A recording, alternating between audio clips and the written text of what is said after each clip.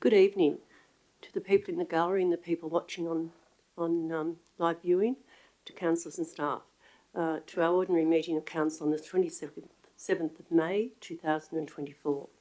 Acknowledgement of country.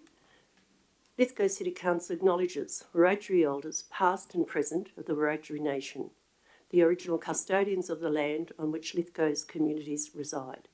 The council also extends our respects to our neighbouring nations. Declaration of webcasting.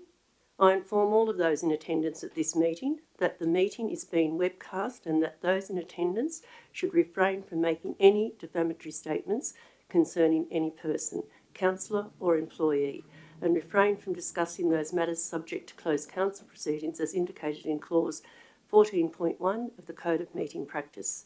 Present tonight we have Councillor Goodwin, Councillor O'Connor, Councillor McGee, Councillor Marnie, Councillor Leslie, Councillor Ring and Councillor Coleman, and I have an apology here from Councillor Bryce. Could I have somebody accept that apology, please? Councillor O'Connor, all those in favour say aye. Carried, thank you. Declarations of interest this evening. Are there anybody with any declarations of interest? Councillor Ring. I have non-significant pecuniary interest in item 8.2 and 11.21.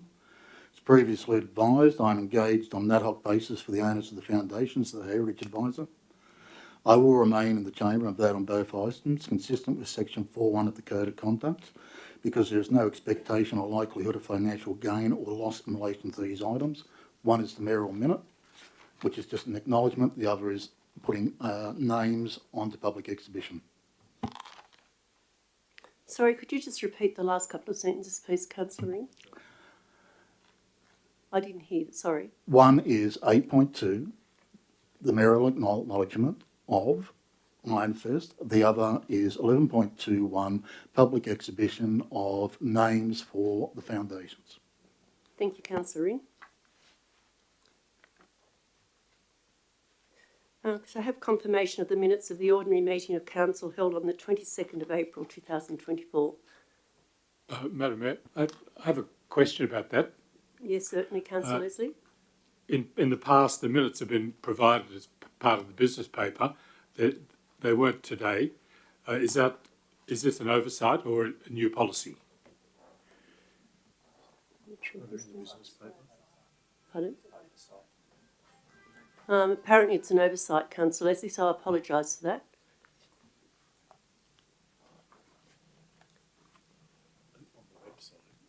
I have read the minutes, so I'll move them. Thank you, Councillor Leslie. Could I have a seconder, please? Councillor Ring. All those in favour say aye. I declare that carried. Thank you. Commemorations and announcements.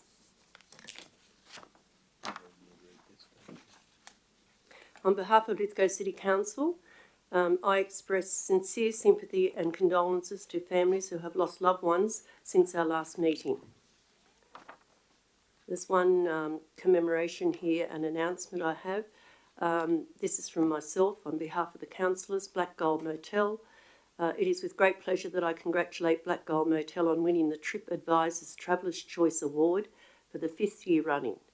This is such a great achievement. To be recognised and ranked in the top 10% of hotels globally could only be considered the best acknowledgement of their hard work and dedication to this industry. I have another announcement today, this evening, from Councillor Stuart McGee on the Latrobe Valley visit. Councillor McGee would like to say thank you to the organisers and the community members of the Latrobe Valley for meeting with our delegation from Lithgow City Council.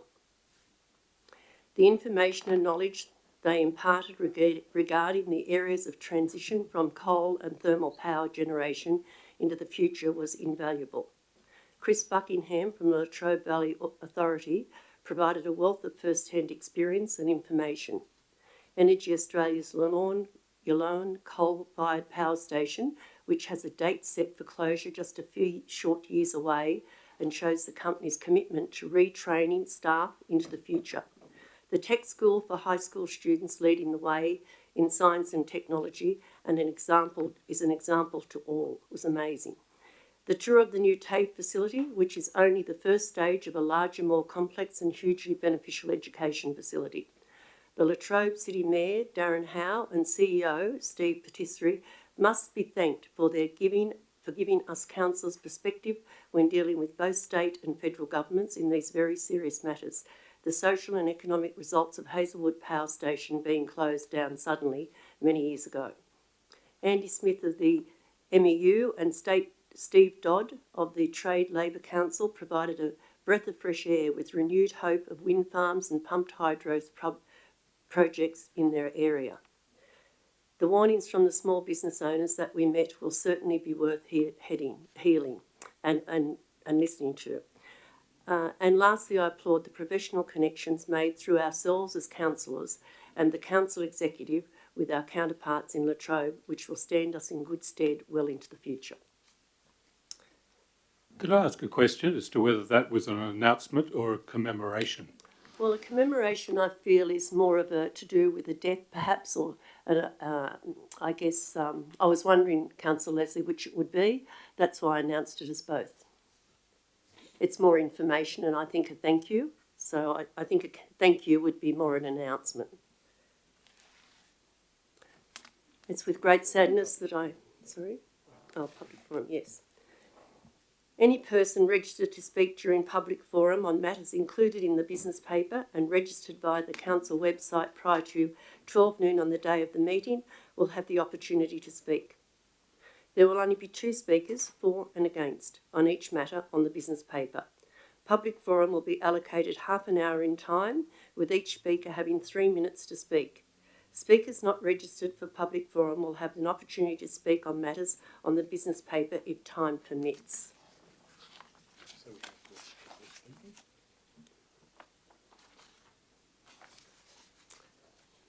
First off this evening, yes, these are the registered people this evening. First off, we have Graham Fletcher from Taranah, Lithgow Shire Roads, Taranah Road, item 9.1. Mr. Fletcher, would you like to come forward? Thank you.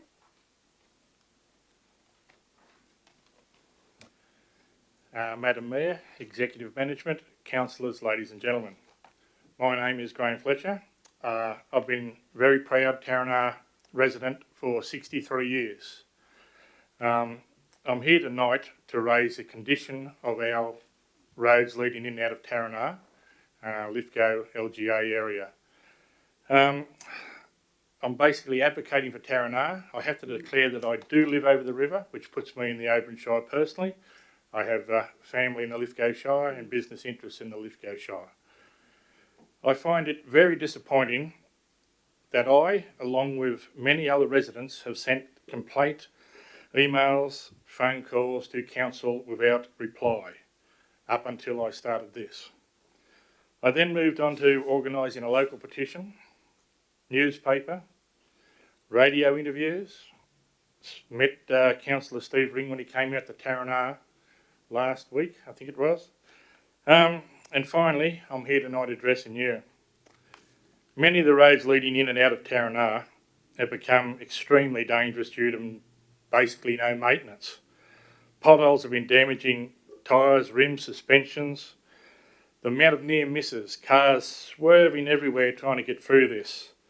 Motorcycle accidents, the worst one being on the 12th of April, where we had to have a helicopter airlift this gentleman to Sydney. That pothole was still there till this week until I discussed that again with council executive and they suddenly turned up and filled it. That's just ridiculous. The other thing, that the Hampton Oban Road being, well, temporarily closed or whatever going on, brought lots more traffic through our area, and every weekend it was just becoming unbelievable, the amount of damage on cars. Council have been actively promoting the Seven Valleys, encouraging tourists to visit. Surely tourist routes have priority road repair on your matrix.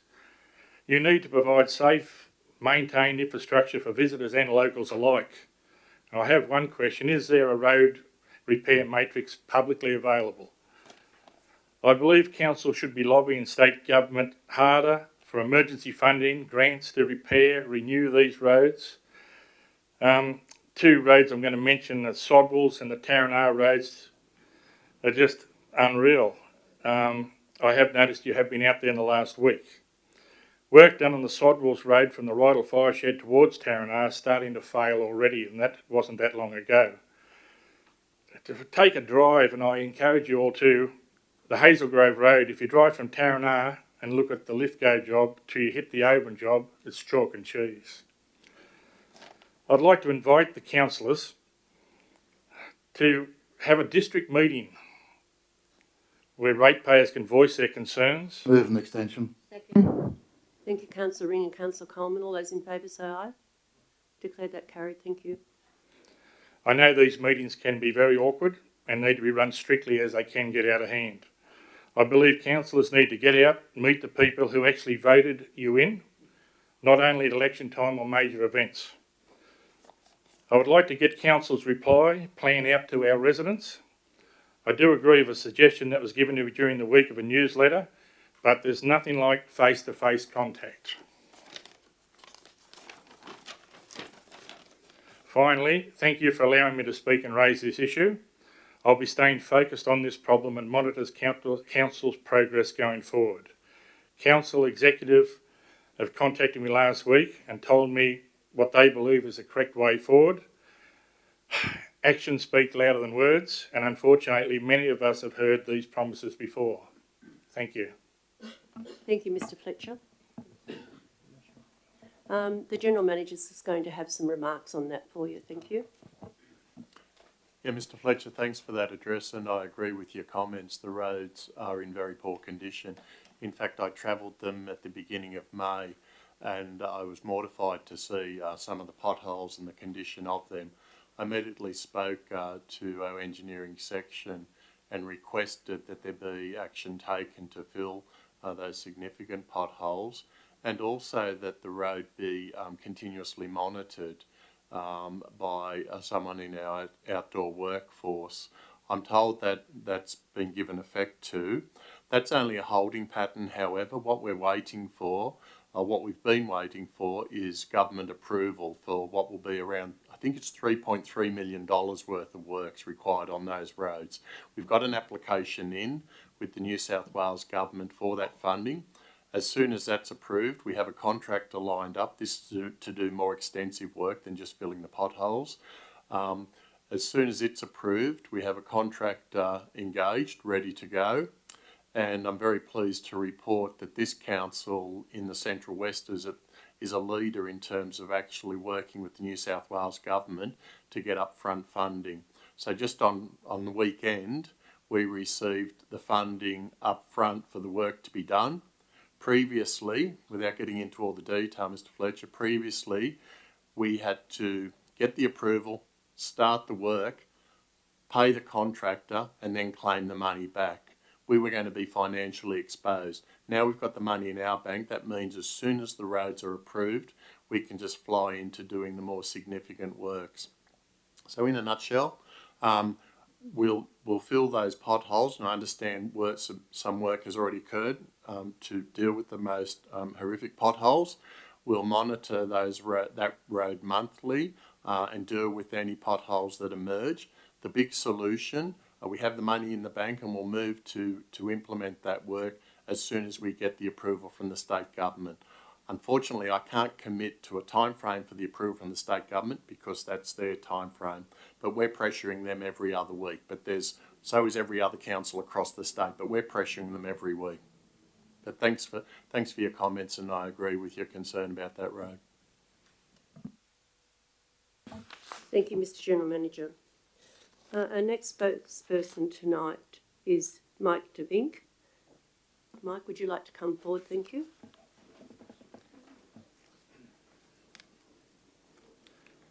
Good evening, Mayor and Councillors. My name is Mike De Vink. I'm the Project Director from Energy Australia for the Lake Lyell Pumped Hydro Project. I welcome this opportunity to support our request for excise of Energy Australia's owned land at Lot 2 from the registered lease to Council for use of that location for a workers' village during construction of the Lake Lyell Pumped Hydro Project. I note that this request for exercise is being considered together with other legacy land transfer matters in process between Council and Energy Australia. It is important to note that the transfer to Energy Australia of the submerged road lots is a long-standing legacy matter not related to the pumped hydro project. The transfer is to rectify property anomalies first discovered over 10 years ago, and in return for which Council has already received the transfer of land which now forms part of Magpie Hollow Road and Barton Avenue. Why do we need construction accommodation? Firstly, we will be prioritising hiring of local people and local contractors for the big build and related services needed for the project, which will run to hundreds of local jobs over the duration. We also need to plan for workers who cannot be recruited from Lithgow and surrounding areas. At front of mind is avoiding further strain on housing availability for local residents or tourist accommodation, which will occur if there's no worker village. In addition, we want to leave an asset that is positive for the community and enhances future recreational opportunities at the lake, which can be the case with a worker village. Why the location at Lake Lyell?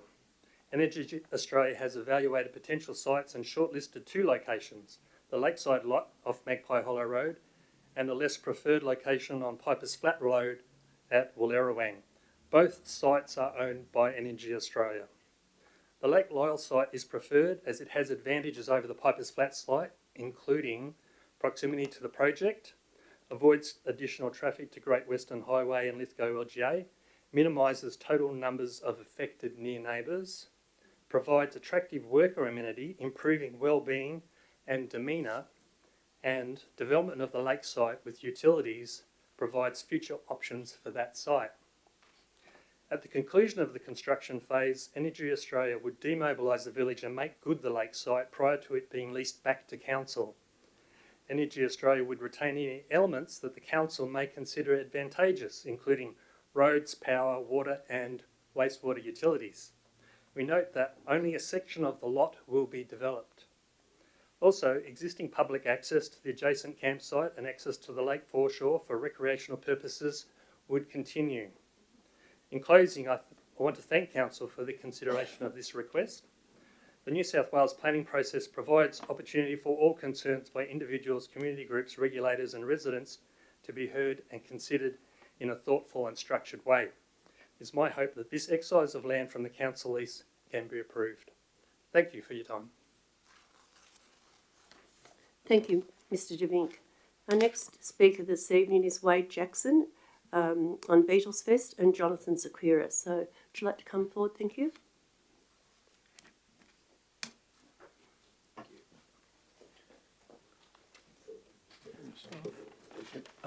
Good evening, Mayor, councillors and executive team. Wade Jackson, Lithgow, here, one half of the Beatlesfest team. Thanks for the opportunity to speak.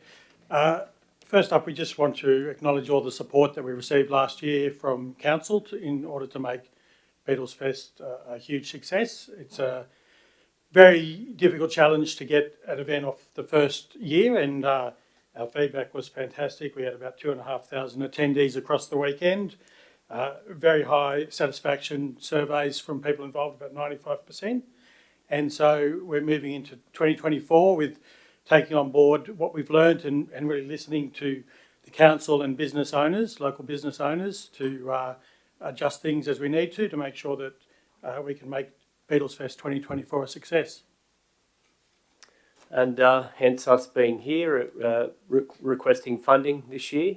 As Jonathan said, we've already been out and about. We've changed the date, listened to the venues, brought it a week before the long weekend, which was more preferable to most people we spoke with. And really want to hit the ground running this year, really activate Main Street, make that our central part of the festival, and take on some new venues that have opened up, like the Donnybrook, for instance, out on the highway. They're very keen to join in. Great spot for passing traffic as well, for signage. And we think we can make it a lot better than last year, and we'd be pretty proud to do that. Thank you very much to Wade and Jonathan, very best wishes. It was a great weekend. Thank So let's hope it goes well again this year. Thank you. Madam Mayor. Thank you. Thank you. Our fourth person on the list this evening is Rob White, Concerned Lithgow Community Group Incorporated. Thank you.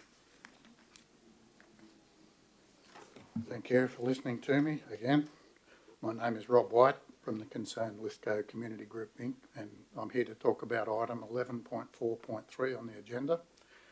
I originally thought that I'd be coming here with two simple arguments on this point regarding the excision of Lot 2 from Lithgow Lease and returning it to Energy Australia for the workers' camp. I call it a camp, not a village. Having read the documentation associated with it, it actually raises more concerns for me. But I'll start with my original concerns. One is that I believe this is a premature action. Energy Australia, and I know Michael De Vink, who's here and we know each other, will confirm that there is no guarantee this project will go ahead. And furthermore, the documentation quite clearly states that the decision on this matter will not be made until the end of 2025. So that's clearly 18 months away. And to say this is premature at the least, it should be deferred at the minimum. Many things can change in 18 months, unless everyone thinks that it's just going to stay rigid. The council should not be making binding commitments on something that has so much time to run yet. My second point on this is, why would you put a 10,000 square metre, as quoted in the scoping report, and 400 person construction camp on the shore of our most popular tourist attraction at Lake Lyell? It's immediately adjacent to Lake Lyell Recreation Park, where it's used for camping. How many people do you think are going to come and camp at a site that looks straight at a workers' camp? It's not going to happen. It just doesn't make sense. Rather than facilitating what I believe is total lunacy, the Lithgow Council should be working with Energy Australia to place a proposed work camp in a much more discreet location, of which I'm sure many locations can be situated around Lithgow. I think that would be better for all. I would like to that's my points on those 2 points, but I wanted to actually comment on some of the other points that have come up on this. Now, I've looked at the administration recommendations. Point 1 is to excise the lot, which I've commented on. Lot 2 says the endorsed negotiations can potentially give a lease of a longer period to 2072, and I note that word potentially. So what we're talking about is a binding agreement to excise land, but a potential, which is a maybe, we might give you an extended lease. That doesn't work for me. And in business, which I'm involved with, you don't do those sort of deals. Item 3, arrange for a restrictive covenant affecting the council-owned land. Now, obviously, the lease arrangement with Energy Australia is not a public document, so we can't see what that says. But as far as I'm concerned, I cannot see how a restrictive covenant... Move extension. Thank you, Councillor Coleman. Thank you, Councillor Marnie. All those in favour say aye. Declare carried. Thank you. I can't see how a restrictive covenant can be imposed on council and why that's tied in with this in the first place. It seems to me that's a separate issue. Point 4, add lots 1 to 4 of DP 1304-125 to the Lake Lyell lease between council and Energy Australia. When I pull out the documents to see exactly what that refers to, from what I can see, the predominant part of those are underwater. So I don't see what the advantage to council is of having a lot 1 to 4 transferred to council. Point 5, it says in relation to lot 1 DP 246233, reclassify lot 1 from community land to operational land, and following reclassification transfer lot 1 to Energy Australia. That's all underwater. Now, I don't believe that's a legacy problem. That in some people's it might be, but there were other items that were legacy problems. This is just underwater. To me, it's irrelevant. So I don't see why that needs to be done. In relation to lot 5, which is point 6, DP 1304-125, this one is very confusing. Reclassify lot 5 from community land to operational land, following reclassification, transfer Lot 5 to Energy Australia, and following that, transfer to Energy Australia, add Lot 5 to the lease back to council. Well, I don't understand why we're handing it out in order just to lease it back again. So they make no sense. Now, items 7 and 8, basically they're saying the general authorities for this should be transferred to the general manager to do all things necessary, sign all documents. I don't believe that should be done because this is really a full council matter. It's not a matter for an individual. So it's my belief that this should at least be deferred for the reasons that I've specified. And I will just make this little statement about my opinion. I believe that the relationship between Lithgow Council and Energy Australia has become too close. There's a lot of discussion goes on between Council and Energy Australia to the exclusion of others. And I believe that Lithgow Council should be stepping back and adopting a far more objective approach when dealing with Energy Australia. Thank you.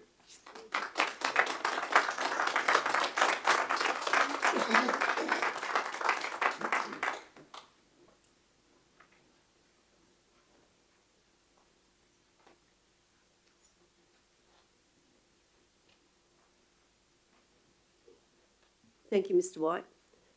We now have Mr. Ray Smith. Thank you. Could you come forward, please, Mr. Smith?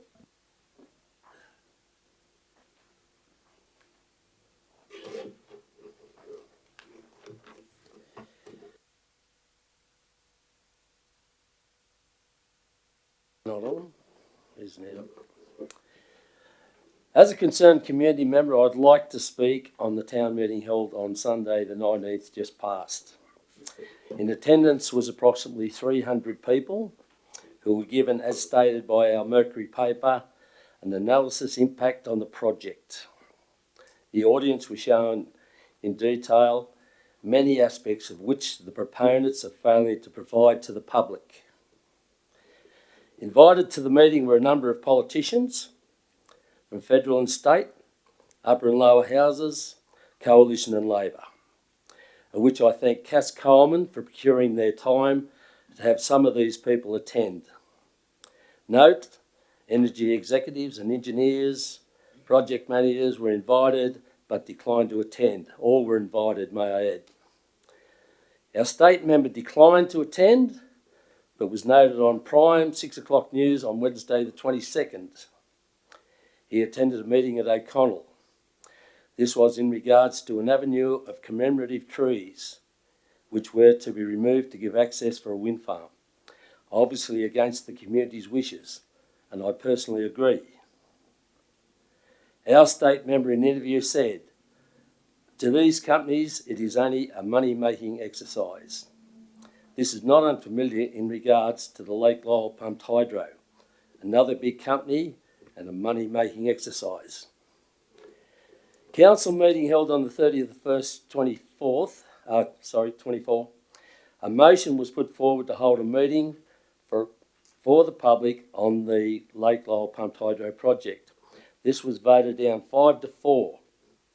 It was then decided the concerned community group would hold a town meeting, and note all community and councillors were entitled to attend, but the same 5 councillors who voted the original proposals failed to attend, thus taking a polarised view from the proponents and not taking in the personal and financial hardship that affects others.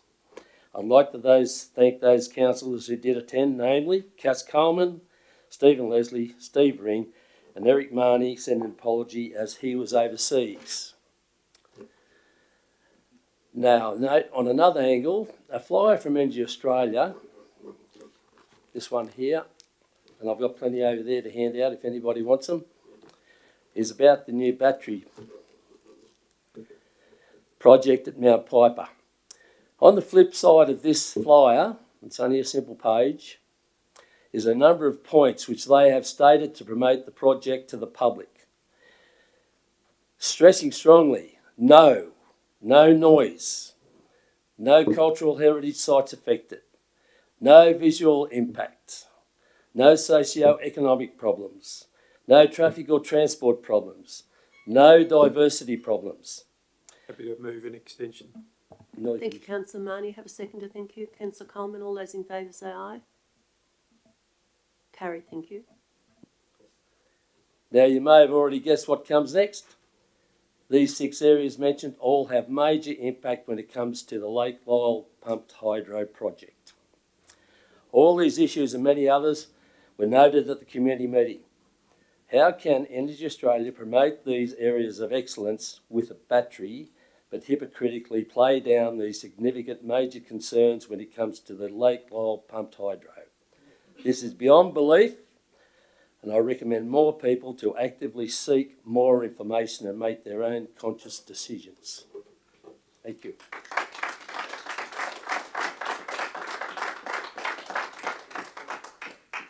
Thank you, Mr. Smith.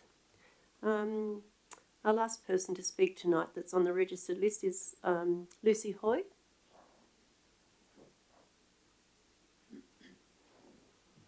Thank you, Lucy.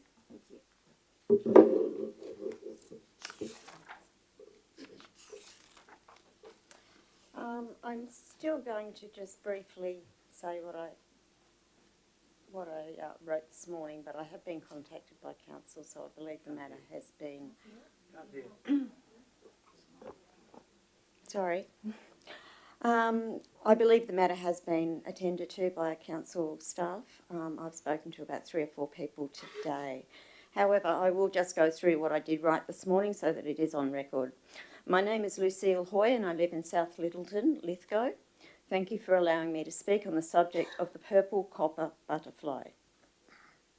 As a wise volunteer, I accepted a call out from a member of the public concerned about poisoning of trees, clearing of vegetation and destruction of habitat, as well as removal of riparian native vegetation along the creek that runs through McKellar's Park, adjacent to Cobar Park. I would like to bring the Council's attention to a situation of the greatest urgency. The Lithgow Footslopes is identified as key management sites for the endangered purple copper butterfly.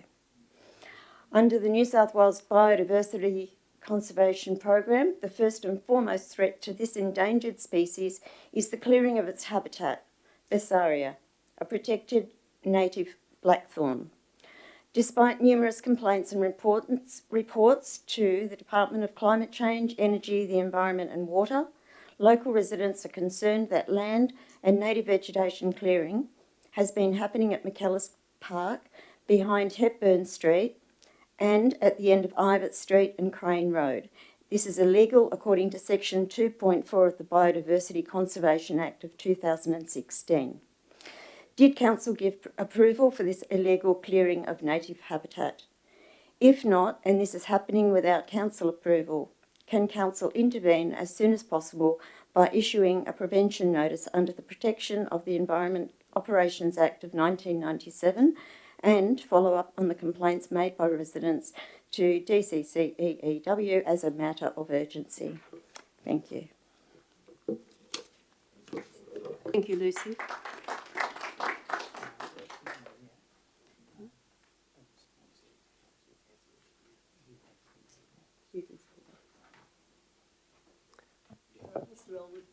Mr. Elwood, would you just like to speak to that? Thank you. Yes, thank you for your concern in bringing that to Council's attention. As you may be aware, Council has issued a preventative notice for that issue that has arisen, and it has been investigated and continues to be investigated. Thank you, Mr. Elwood. Is there anybody else wishing to speak at Public Gallery this evening? Have not registered to speak today, but I ask your permission to speak very briefly on one question. Yes, certainly. Madam Mayor, my question is simply this. Do you firstly, and does Council generally, support this pumped hydro project at Lake Lyell? I think the people of Lithgow and surrounding areas who are so gravely affected by this project need to know now, finally, do you support this project or don't you? Thank you.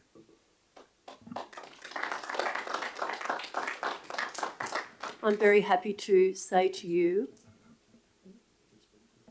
the General Manager will speak to this, but at no stage have I shown my hand, mainly because how do we know it's going to go ahead?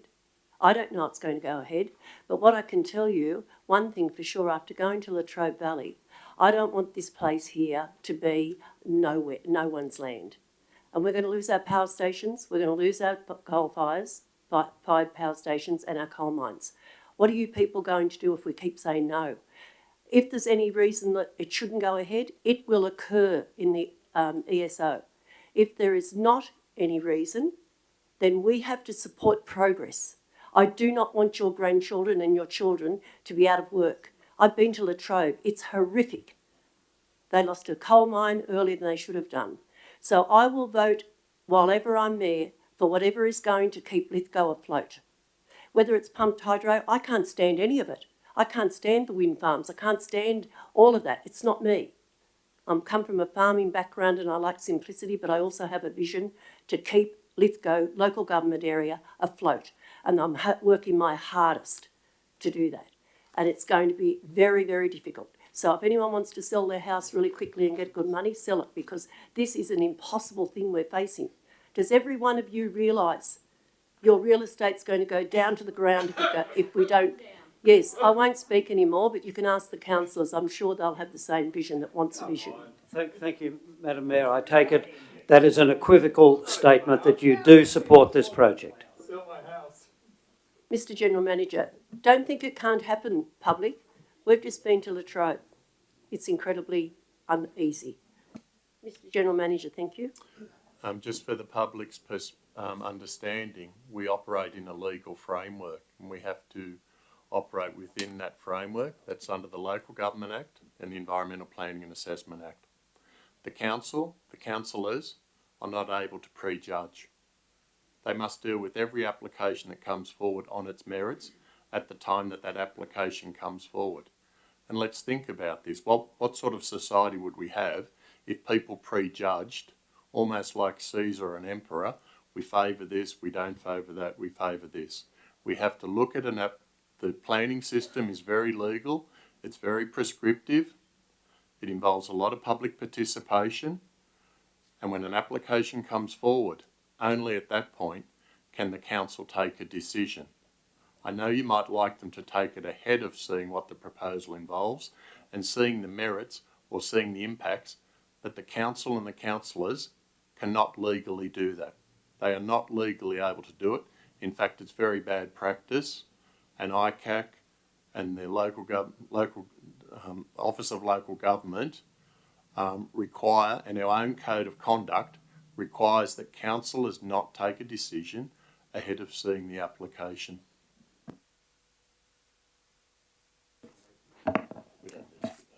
We're not going to debate this, thank you, from the floor or the people in the audience. I'll move on to item 8, thank you, a Merrill Minute. It's with great sadness that if you speak anymore, I'll ask you to leave the chambers. I have the power now to do that. We're here to do a meeting tonight. We're trying to help everyone here have a decent meeting without any ridiculous rubbish. You're not rubbish. We're not rubbish. We're here to run a meeting. Thank you, men, for coming. Thank you.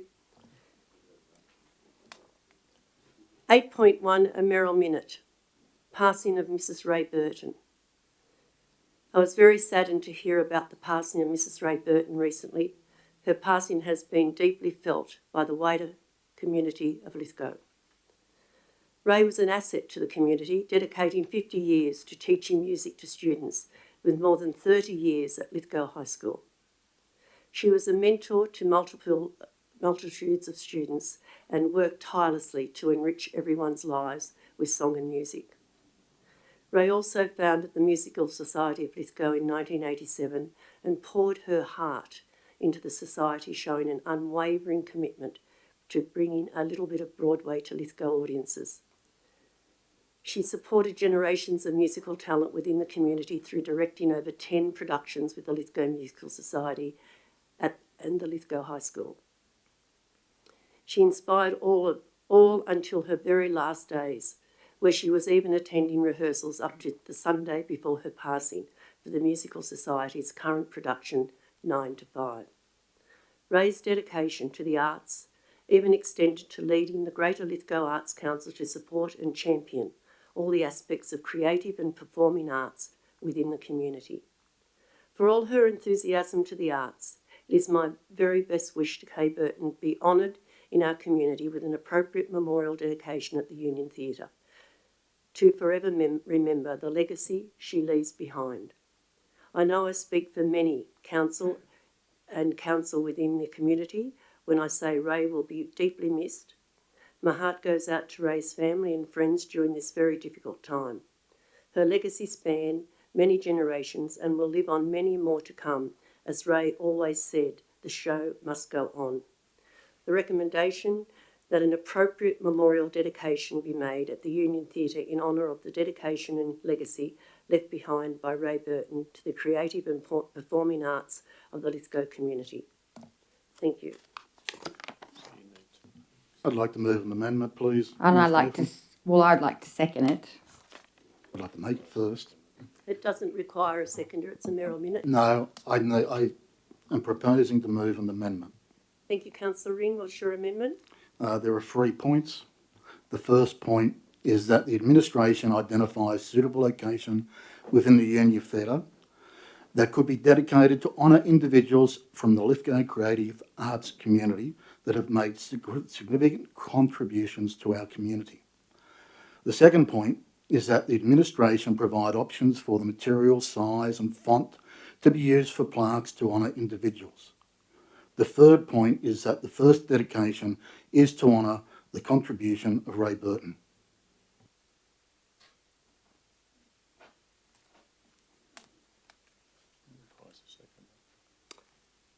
That will require a seconder.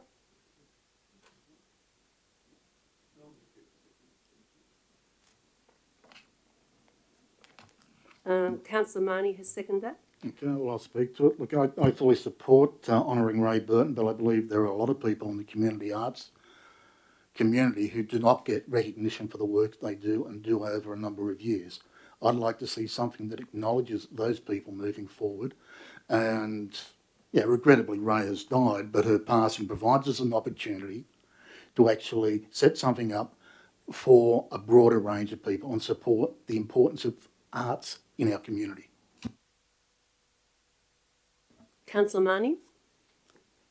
Just listening to what Councillor Ring spoke to, yes, my kids went through Lithgow High School, and I particularly admire the fact that Mrs. Burton brought arts and music in front of people who traditionally may not have put their hands up to join the local music society. So you rightly, Mayor, celebrate and commemorate her life. What I understand from Councillor Ring is that what he said, he's seeking to provide a pathway forward to recognise others, obviously of very significant contributions to the arts in Lithgow. I think it's perhaps the start of a tradition that is brought into being by the celebration of Ray Burton's life. Thank you, Councillor Marnie. Any other speakers? Councillor Thanks, Mayor Statham. Yeah, Mrs. Ray Burton was everything mentioned and more. And the funeral was very moving, and it was a tribute to a wonderful woman. I acknowledge what Councillor Ring is trying to do, and it is an opportunity. However, I'd like to move the focus back to Mrs. Ray Burton. And I'd like administration to investigate the possibility of an OAM. I'm not quite sure whether she was granted one or not, but it was raised with me. Does anybody know? I'm in the middle of doing that. Dr. Deeren has requested that I do that. Okay, so because I understand that someone from the community will need to apply for it and has to go through the Governor-General. So if that's occurring, that's great, because that was raised with me and I wanted to raise it here. Thanks. Thank you, Councillor Coleman. Anybody else? Councillor Yes, people of Ray Burton's ilk come along once in a lifetime. She was a very special person indeed. I witnessed quite a few of her plays and presentations, and herself an amazing person. I think we're muddying the waters with a bulk presentation. I think we do this memorial to Ray Burton to begin with, and if it can be expanded on from there, then certainly we could look at that in the future. But I think for the moment, we stick with the current recommendation and make sure that that happens and that it's done appropriately. Thank you, Councillor McGee. Anyone else wishing to speak? Right of reply, Councillor Ring. Well, I am confused as to how this muddies the water. This is purely about providing a space that can be used moving into the future and using it to dedicating it to the memory of Ray Burton, but allowing it to be used into the future. We don't have to revisit it. It allows for something to be set up properly in the beginning. I'll put the motion. Thank you. All those in favour of the recommendation? Of the amendment?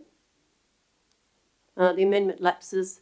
So the recommendation now is the motion for the Merrill Minute. I'll put that. Thank you. All those in favour of the Merrill Minute? Oh, unanimous. Great. Thank you. Her family would be very proud watching tonight. Carried. Declared that carried. Thank you. Merrill Minute, the 27th of the 4th, 2025, Ironfest acknowledgement. I would like to recognise the success of the event Return of Ironfest, which was held at the Foundations in Portland on the weekend of the 27th of April 2024. I attended the event over 2 days and I was overjoyed to see crowds of people from around the country descending onto Portland for the event. These large-scale events really do benefit our local economy. The theme for this year's event was Staying Alive, which is telling as, after several years of hiatus, Ironfest is back, just as vibrant as ever. A huge congratulations to all involved. I look forward to seeing the festival grow in 2025. Council continued its ongoing support of key local events by providing $20,000 sponsorship to the organisers to assist in the successful staging of the Ironfest 2024. The recommendation is that Council simply note the Merrill Minute of Ironfest for 2024. Thank you. I'll move that, please. I'd like to speak to this, if I may. Yes, certainly. Councillor Leslie. I'd just like to congratulate Councillor Marnie for ensuring that Council's sponsorship went ahead. Thank you, Councillor Leslie. Councillor Comp. I too would like to congratulate the foundations on a very well put together Ironfest. My understanding there was over 18,000 people that actually visited the area. That's a lot of people investing in a lot. I do have a question, perhaps someone can answer it. Do we know how many years the foundations in Portland has committed to Ironfest? My knowledge would say for next year, but I haven't heard anything since. There may be an update on that, but that's certainly what I have heard officially. Councillor Marnie? Thank you, Mayor Stephen. I actually want to acknowledge the resilience and commitment of people like McGregor Ross and the volunteers surrounding him who have made this Ironfest particular one, but all the way through a success. I also want to acknowledge another couple of individuals in Rich and Kelly Evans who brought some high-level skills and experience to the event, and obviously the foundations for making what was a fantastic site for this event. And finally, just to acknowledge the financial significance of these flagship events on our local economy. I suspect I haven't knocked on doors in Portland, but I am very confident that local Portland businesses would have done well out of the weekend, and I take my hat off to people who imagine these possibilities and make them happen. And I know we've had a couple of gentlemen speak to us tonight. It's great to see people coming out of the community and making these things happen. So I just wanted to acknowledge that. Thank you. Thank you, Councillor Marnie. Anyone else wishing to speak? I'll put the motion. All those in favour say aye. Declared carried. Thank you. Notice of motion 9.1. Notice of motion the 27th of the 5th, 2024, Taranah Roads Community Meeting. I'll move it. Happy to second.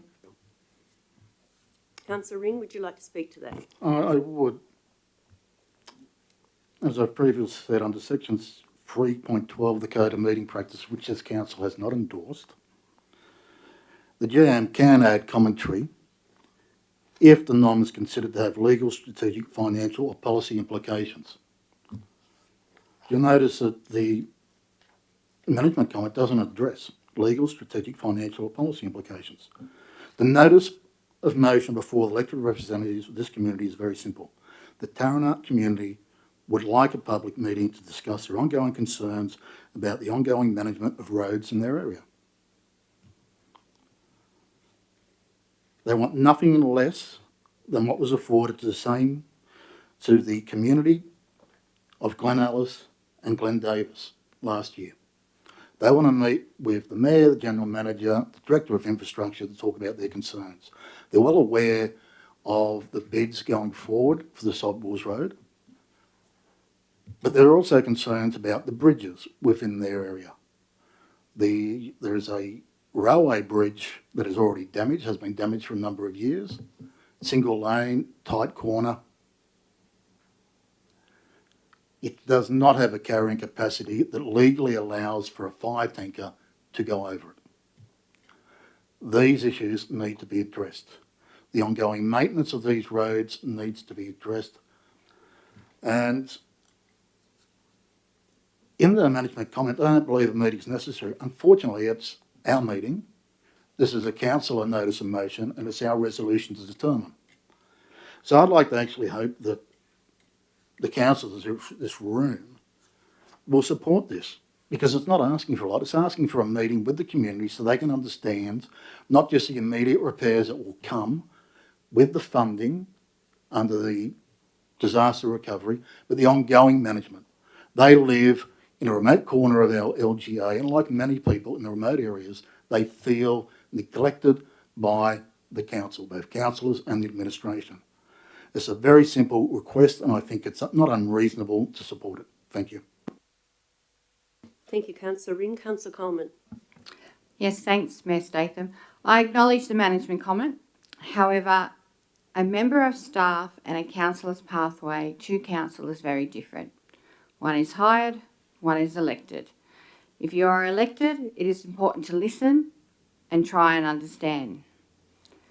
This public meeting will give those elected an opportunity to meet and listen to the residents of Tarana. If they choose to vent their spleen, then so be it. Thank you, Councillor Coleman. Anyone else wishing to speak? Councillor O'Connor. Yes, thank you, Mayor. I think a town meeting out there would be helpful, and I definitely would be willing to attend if. Thank you, Councillor O'Connor. Thank you. Anybody else wishing to attend? Councillor Marnie. I thank Councillor Ring for bringing this notice of motion in front of us. I think it's important in our region that small communities are seen and heard, and I think there's lots of times that they can get lost in the background noise of the bigger population centres. So I thank Councillor Ring for taking the time to meet with residents. I also concur with Councillor Ring that I believe it's useful for us. Particularly, they seem well organised, they've run a petition, there's a clear community view. It's an opportunity to capture that view with them, and I'm certainly more than happy to go out and meet with people. We met as a council with the community of the Capertee Valley and similar population numbers, and I think it's a good use of our time, and I think it's a good response to this issue for those people out there. Thank you, Councillor Marnie. Councillor McGee. Yes, I can certainly see the imperative for such a meeting. As far as our 2 road crews currently working 5 days a week, we have a 3rd truck on order apparently, or about to be ordered, and the jet patcher will now be visiting the Tarana area once a month. These things will all help, but there are also other issues and pressing issues as to where these are most needed. I had the fortune of going through to Tarana markets yesterday, but went to O'Connell afterwards, and that's the sort of road we should be striving for. The roads were beautiful. Certainly the roads have been patched from Curly Dick Road through to Tarranar, but the road back through O'Connell from Tarranar is an example of what we should be really heading for. And I can really see the urgency of local knowledge as far as how we use our road crews to their best effect in the future. Thank you, Councillor McGee. Anyone else wishing to speak? Right of reply, Councillor Ring. I'll keep it simple. I appreciate the support of the councillors, as do I believe the community out there will. I believe that having the meeting out there will benefit all of us as well as the community. I'll put the motion. All those in favour say aye. Unanimous. Thank you. 10.1, question on notice, the 27th of 5th, 2024, Councillor S. Ring, Latrobe Valley inspection. There's no debate on that, thank you. It is dealt with later in the report. 2.11, thank you. Page 10, 11.1, caring for our community, blast furnace projection lighting and electrical upgrades. Could I have a move? Thank you. I'll second. Thank you, Councillor Ring. This is a very good report that clearly and concisely articulates the tender determining process. I appreciate the disclosure of seeking additional information from Frontier Assembly and the legal framework which allowed that information to be sought. It is unfortunate the cost of the project precludes the construction of the performance stage. However, that is no doubt related to increased costs with the construction sector that can be traced back to supply chain issues decimated by COVID. And no doubt the administration will be looking for or seeking future grants for that work to go ahead. It's remiss of me not to mention this. I've just been given a late. So all councillors and directors have been sent an update on the financial implications section of this report. So I'm assuming all councillors have read that. It was sent out last Friday. So Councillor Ring's obviously taken that into account.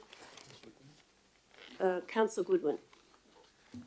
Thanks, Mayor Statham. Yeah, this is a much needed project. It's grant funded from the Stronger Country Communities.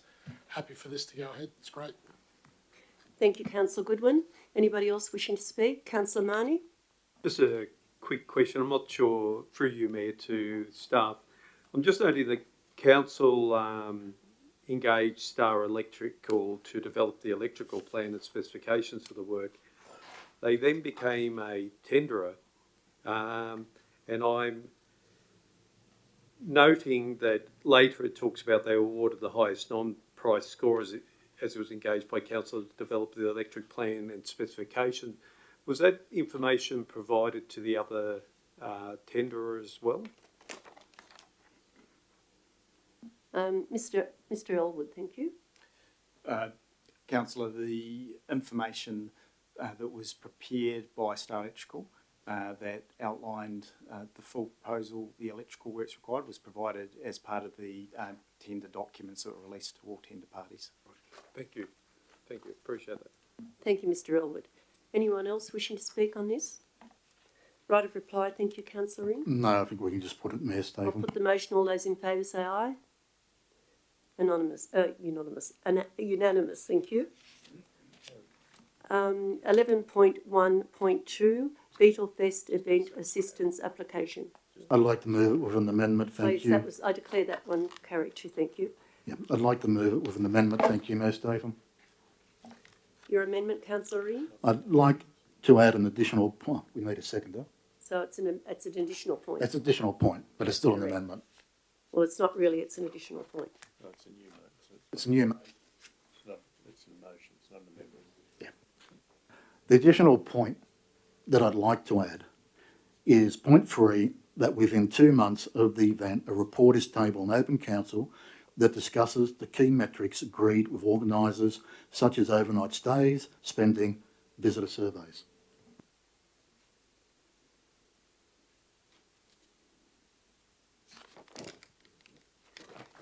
Can I have a seconder with that? Thank you. Yeah, I'm happy to second that. Thank you, Councillor Money. The General Manager would like to comment on that. Thank you. Councillors, I'm just thinking about this. We may need to bump that out a little bit. We still need to do it in a timely fashion. We hear that. But 2 months, the business paper is written around 3 weeks before. Doesn't leave much time for an organiser of an event coming off that event to gather all their data. So I think 3 or 4 months would be appropriate. Sorry, I'm happy with the changes to 3 months. Are you happy with that, Councillor Marnie? Yeah, no, I'm more than happy. Thank you. I was a bit dubious about this last year and we didn't get the briefing that we required. There was a briefing to the General Manager and the Mayor. We were supposed to have gotten. I don't blame the organisers for that. Sorry, what was that again?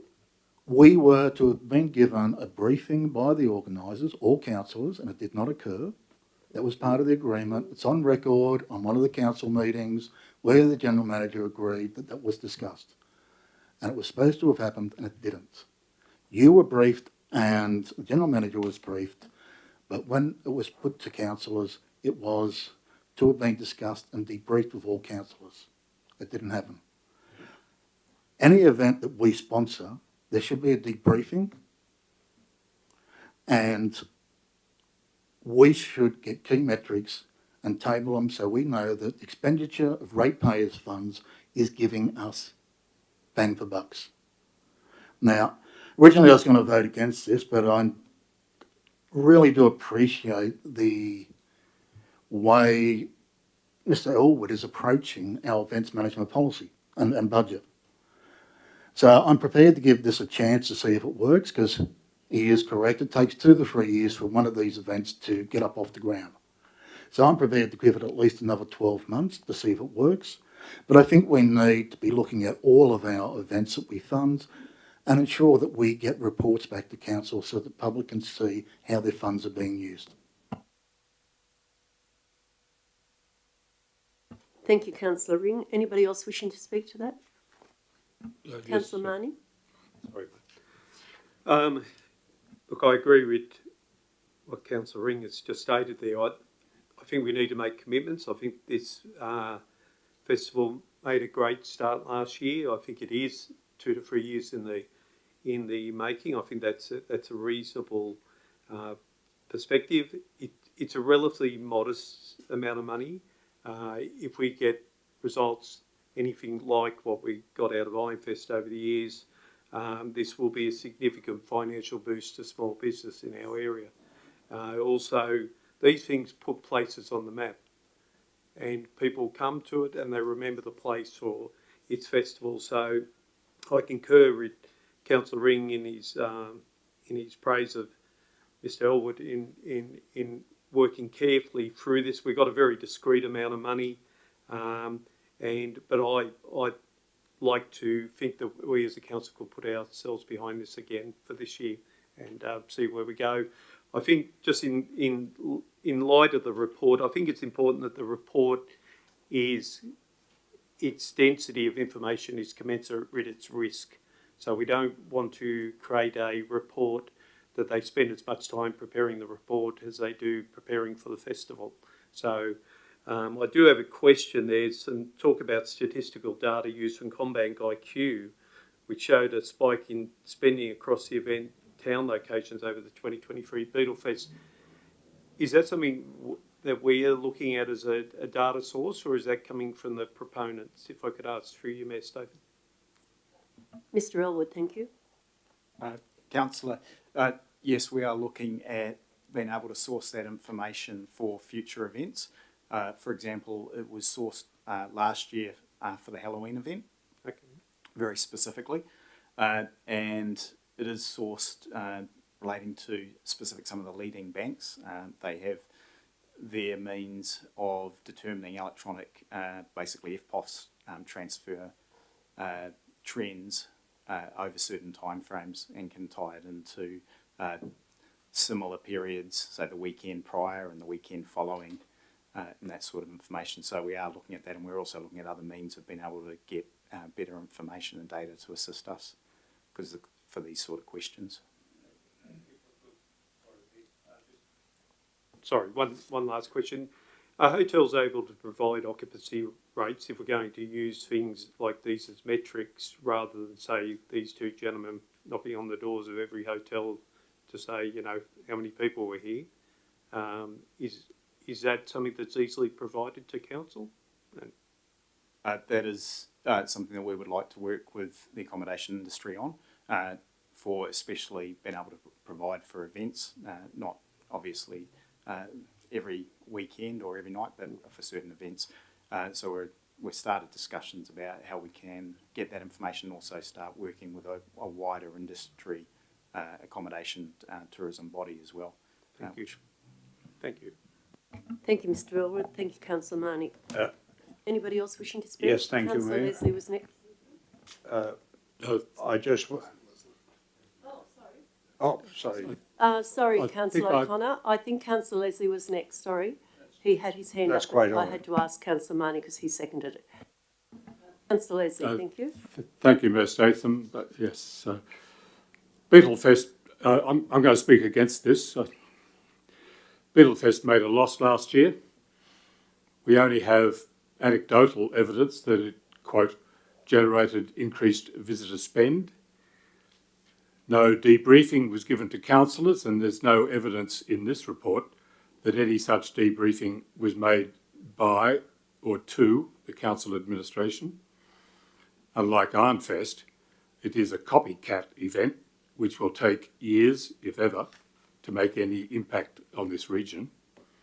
I quote the paragraph at the top of the page, the one above the author, to provide strengthening our economy, to provide sustainable and planned growth through the diversification of the economic base, the development of diverse job opportunities, and the provision of a broad range of formal and non-formal educational services. So, there is no sustainable and planned growth, no diversification of the economic base. Can anyone explain where the diverse job opportunities are, and what are the broad range of formal and non-formal educational services that this is meant to bring to our LGA? I'm opposing this particular motion because it doesn't meet the expectations that are in the very article that says we should support it. Any other speakers? Thank you. Councillor Councillor O'Connor. Yes, thank you, Mayor. I support the idea of the 20 grand and thing. It can only be a growing industry for the area. So I'm very happy to support it. Thank you. Thank you, Councillor O'Connor. Anybody else? Councillor Coleman. Thank you, Mayor Statham. Last year I voted in support of this festival. This year I won't be. I understand that a report was provided. I haven't seen it. I was told it ran at a loss. I can't confirm. I was told that buses out to Portland were empty. I also received feedback that the markets in Portland were unsuccessful. It seems to me that it was a hit and miss. It catered only to a certain demographic. That's fine. But I personally would rather see the monies be allocated to Christmas markets and a concert. And considering we've got a public address system that's already been budgeted, I believe that this is a better use of public monies. Everyone generally loves Christmas, irrelevant if you're 8 or 88. Just for the record, I planned a Christmas, it's already been in the budget, the Christmas party and a Christmas lights are going up and all sorts of good things. So thank you for agreeing with that, Councillor Coleman. Councillor McGee. Yes, I had the great fortune of attending a couple of the events at the Beetlefest last year, and I thought it was fantastic. The attendance was fantastic. If the organisers, with all of the promotion that they did throughout the LGA and neighbouring LGAs, ran at a loss, that would be expected, and I do believe they expected to run at a loss. So I do not find that any surprise whatsoever. I fully support the ongoing, like we have a $250,000 budget set aside for exactly this sort of event building exercise within the area. And entertainment is an industry. That is an industry that is a growth industry that provides jobs, many jobs. There is a broad range of jobs in the entertainment industry, from sound mixers all the way through to the roadies and truck drivers. It doesn't stop. So I wholeheartedly support the endeavour to continue this Beetlefest, and I wish them all the best. Thank you, Councillor McGee. Anybody else wishing to speak? Councillor Goodwin? Thanks, Mr. Statham. I'm also going to support this. This is a great initiative, and I think the first year there's always going to be issues, and they can be sorted out in the next Beatles Fest. I think the money will be spent well, and I think the town and the communities of Lithgow, Wang, Portland, and the Seven Valleys will benefit from it. I'll support it fully. Thank you, Councillor Goodwin. Councillor Ring, right of reply, thank you. Yep, it's nice to have a diversity of opinion. I've run events, I've organised nights in registered clubs when I worked in Sydney. Events start small, you can lose money, you need time to develop them. Councillor Coleman's right, this appeals to a specific demographic, so does Ironfest. Every event appeals to a specific demographic. If this brings people to our community and it's successful, then there'll be ongoing benefits. We just have to give it a chance. I'm prepared to give it another chance, and we're getting a report in, not an onerous report, but one that's agreed to assess it, then I'm prepared to take that risk, and I think the community would be prepared to take the risk as well. Thank you, Councillor Ring. I'll put the motion. All those in favour say aye. Against? I'll call a division, thank you. The people in favour, thank you. Councillor Statham, Councillor Goodwin, Councillor McGee, Councillor O'Connor, Councillor Marnie and Councillor Ring. Against? Councillor Coleman and Councillor Leslie. Declare that carried, thank you.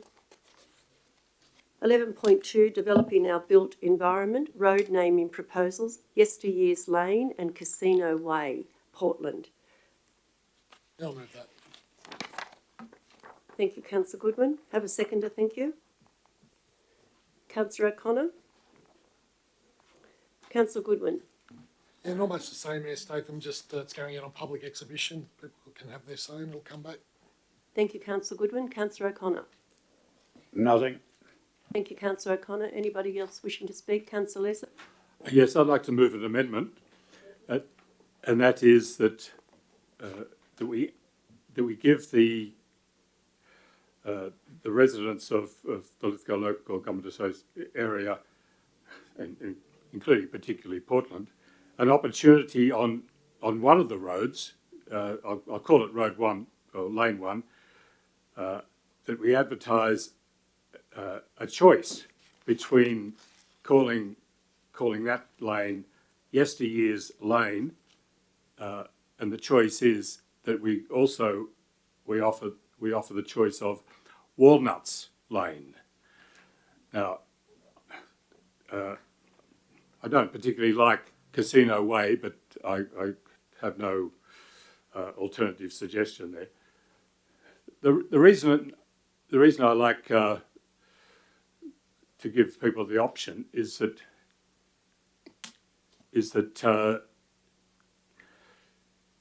Yesteryear's Lane it's such a vague term. I understand it's used locally. I understand it has some significance, but the Walnuts was the group.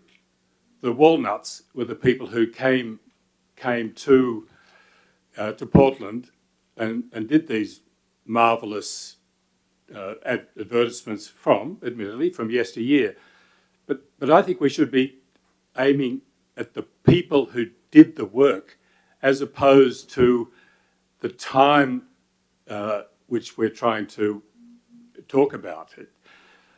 If I'm wrong, then Councillor of course... Leslie, before you continue, could I have a seconder for that? Thank you. Thank you, Councillor Coleman. If we're wrong, or if I'm wrong, and people prefer Yesteryear's Lane, then that's fine. But I think they should be given the choice, given the option. Thank you, Councillor Leslie. Councillor Coleman.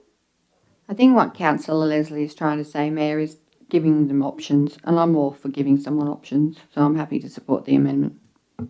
Thank you, Councillor Coleman. Anybody else wishing to speak? Councillor Yes, I'll support that amendment. I find yesteryear's lane a mouthful myself, and I think that the local people should have an input and an option. I think the Walnuts, which are still current, they haven't gone anywhere, they're still there. They're still doing this great work, and good people. BJ, good guy, all of them. So, yes, I think that it should go out, and I think also that could there be an option to put in options for Casino Way as well, which it doesn't strike me. I mean, you read the explanation, but it doesn't strike me as completely appropriate as well. But if people could be given the option to make a suggestion, perhaps it could be considered. Madam Mayor, I'd be happy to include into my amendment a choice that Casino, that when it goes out, that it be the residents be advised that they think of another term apart from Casino Way, then they should put that forward. So, Councillor Leslie, let me get this right. Both the names, Yesteryear's Lane and Casino Way, Portland, you are saying that both of those names go out onto exhibition is what Councillor McGee has suggested. You're willing to support that? No, I'm specifically asking for a choice between Yesteryear's Lane and Walnuts Lane. That's correct. And advising everyone that should they think that there's another name more appropriate than Casino Way, then they should advise the council of that. But I'm not Well, giving... then they'll have to both go out because you can't just have people ringing council. It'll have to be done 28 days professionally. So you're happy with both that, Councillor McGee and Councillor Leslie? The General Manager would like to speak to that. Thank you. So my interpretation of what would need to require is we wouldn't commence a formal naming process, but it'd be a two-stage process where we go through this exercise of getting some community opinion between the choices, and then subsequently we would go on a formal naming process. It's not without its challenges because I don't know how the council forms a view about the democratic numbers behind those who vote one way or the other, but we can do it. Sorry, in light of the General Manager's explanation, I withdraw my support for giving an option on Casino Way. I will leave that up to the residents in their own way to make their thoughts on that. However, I would still like the fact that there's a choice, on what I call Road Laneway 1 between Yesteryear's Lane and Walnuts Lane. Look, may I intervene, Mr. General Manager? I'm chairing the meeting, but I'm very confused because this down the bottom has said it's been geographically named board and meet with all the criteria. The people from the foundations own this land. I think they should be the ones that put more proposals. If you don't like these, you have to, I think you should go back to the owner. They should have some say, surely to goodness. I mean, I find it quite unbelievable that, it doesn't matter what the names are. These people have chosen, it's their land, it's their foundations, it's their business, and it's already gone through the Geographical Names Board and meets all the criteria. So they obviously want to get on with things. I mean, it's not my business to be doing what I'm doing now, but it'd be like somebody coming and telling you what to name your house. I mean, surely to goodness we've got some sense here. I see what both of you are saying. I don't like the names that much either, but it's their choice. So I think that it's going to be very difficult to change that choice when it'll have to go through all the Geographical Names Board. And, people from outside would think Walnut Lane, anyone that didn't know people, what's out there. What is the legal ramification of this, please? Anyone? Someone? Mr. Elwood? If councils have well, ultimately council has a role in the naming process. That's why the matter's here. The proponent has brought forward these names. Council isn't silent. It can take a position and work cooperatively with the landowner. But really, what this means is go back to first base and to explore a new name with the landowner. Could I speak to them, please? Councillor Marnie? My understanding from being involved in this process in the past is the Geographic Names Board will check that it's compliant in naming protocols. It comes to council to endorse it going out for 28 days. Now, me as a punter out in the street can go, I don't want to name that at all because of these reasons. That those submissions come back to council, who then review the submissions and make a decision not based on numbers. So it's not a straw poll, but they take into account that this is offensive or it's not relevant or it's not accurate or whatever.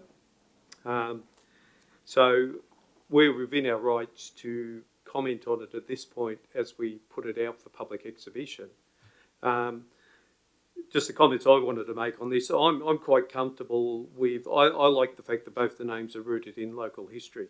So Casino Way's got a reference back to a function of the foundations, and I'm a huge fan, as it appears most of the councillors are, of the work that the Walnuts do. I think sometimes having a quirkier name out in the landscape poses those questions. Who the hell are the Walnuts? And people have an opportunity to start a conversation. So I agree with both the councillors who are suggesting that maybe those two things go out. We received some feedback from the community, maybe received some feedback from perhaps the Walnuts themselves. Should there be feedback, Councillor Marnie, from the owners of the foundation, in fairness to them? I believe that they've got a right to put forward what they wish. There's no problem with receiving feedback from them as well as part of this 28 days. But I think they're trying to go out there and put the social history of Portland on the map. So I think they're trying to do the right thing. And they get an opportunity to give us some feedback, because they may have already spoken to the Walnuts, and the Walnuts may have said, no, we don't, we just want to call it yesteryear. But the 28 days provides an opportunity for all of that conversation to be had.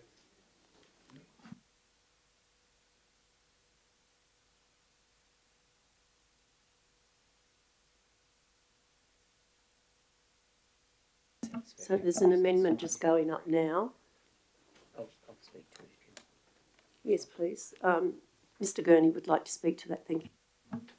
Through you, Mayor Statham, there's an amendment on the screen at the moment that's tried to cover it as a point C. So I'm just checking if that's acceptable.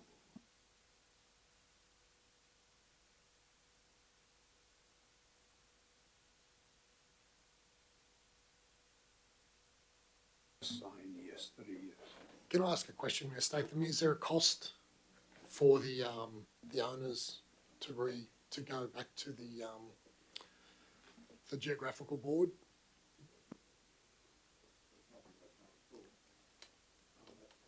Excuse me. That wasn't a very nice comment.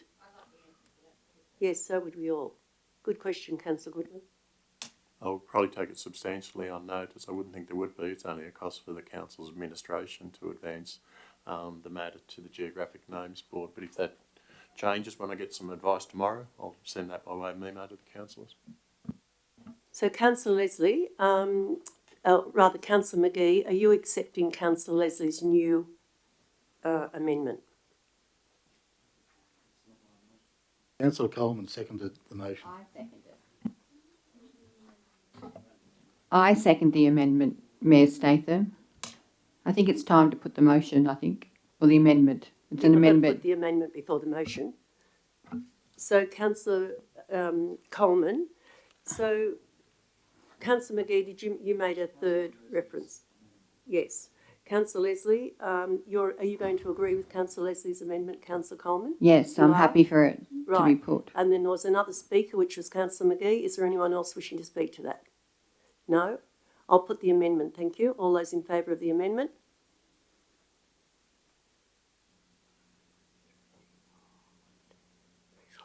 I'll vote on that. The amendment's lost. We'll go back to the motion. Thank you.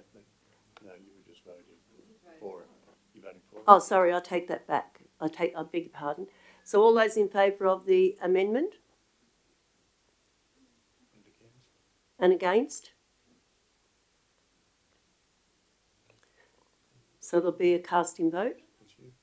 That's me. I will go against the amendment. Thank you. The amendment The amendment's now lost, so that becomes then the motion. Yes, we return to the original motion. All those in favour of the original motion, thank you. All councillors except Councillor Leslie, thank you. So I'll call a division on that as well. It's declared that carried, of course. Councillor Goodwin, Councillor O'Connor, Councillor McGee, Councillor Marnie, Councillor Ring and Councillor Coleman and Councillor Statham, thank you. And against? Just Councillor Leslie, thank you. I declare that carried.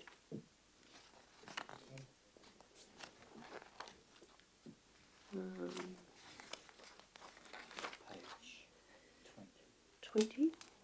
Extension of Cox's River Road reconstruction project. Can I have somebody move this? Thank you. Move that, thank you. Thank you, Councillor O'Connor. A seconder, thank you. Happy to second. Councillor Goodwin had his hand up. Councillor, I'm not sure who had their hand. Councillor Goodwin. Councillor O'Connor. Yes, this is a great outcome on this piece of road. He's doing it for hundreds of thousands less than the next tender, which means he can move further up the road and do more work for the amount of the grant. So I'm very happy to see Gracie and Son get this job. Thank you. Thank you, Councillor O'Connor. Councillor Goodwin. Thank you, Mayor Statham. Yeah, I'm happy with it. There was two tenders, two local tenders. They came in under budget, which is good. So very happy with this to go ahead. It's from the grant funding resources for region. Thank you, Councillor Goodwin. Councillor O'Connor. Right of reply. Sorry, Councillor Marnie. I'm just noting, and I appreciate what council staff have done to put this out into the local industry. I'm just noting that some of the earth-moving companies are not participating in this. I'm just wondering whether there's value in running some workshops, given just to build capacity in this industry and also around the tendering process, whether that'd be a consideration of council to look at that. So noting Duke's Earth Moving and Peter's Earth Moving have read the document but then not proceeded to participate. I'm not in any way privy to why, but I know it's been done in other areas, an organisation to run workshops on doing business with council. Whether we could consider that as part of our procurement process to see if we can expand the capacity within the region.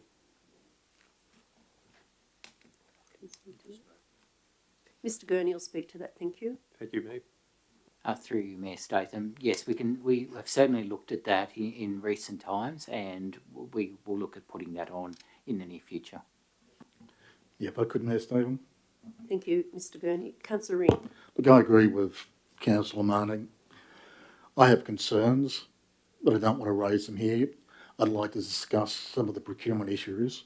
It concerns me with 4 locals, 2 didn't tender. One was nearly $500,000 more than the other. Are they overworked? I'd like to get a better understanding of the procurement processes, but it's a discussion better had in the Finance Committee meeting. Thank you, Councillor Ring. Anyone else wishing to speak? Right of reply, Councillor O'Connor. Yes, it's not uncommon for one tenderer to be lower than the other tenderer. It depends on the amount of work he's got on. If he wants to pay his machinery off or whatever, keep his men going, he might go in low. So I can't see any problem whatsoever with the way this is done. Thank you. Thank you, Councillor O'Connor. I'll put the motion. All those in favour say aye. Unanimous. Thank you. That's carried. Thank you. 11.2.3 South Bowen Fells Housing Initiative Project. Could I have a mover here? I'll move that. Councillor Leslie, and a seconder. Thank you. I'll move that with one slight change, and that is that that council Note the updated information on the South Bowen Fells housing development as printed. And 2, proceed with the public expression of interest to determine the level of interest from suitable proponents to partner with council. Full stop. In other words, I'm deleting the 4 words or purchase the site.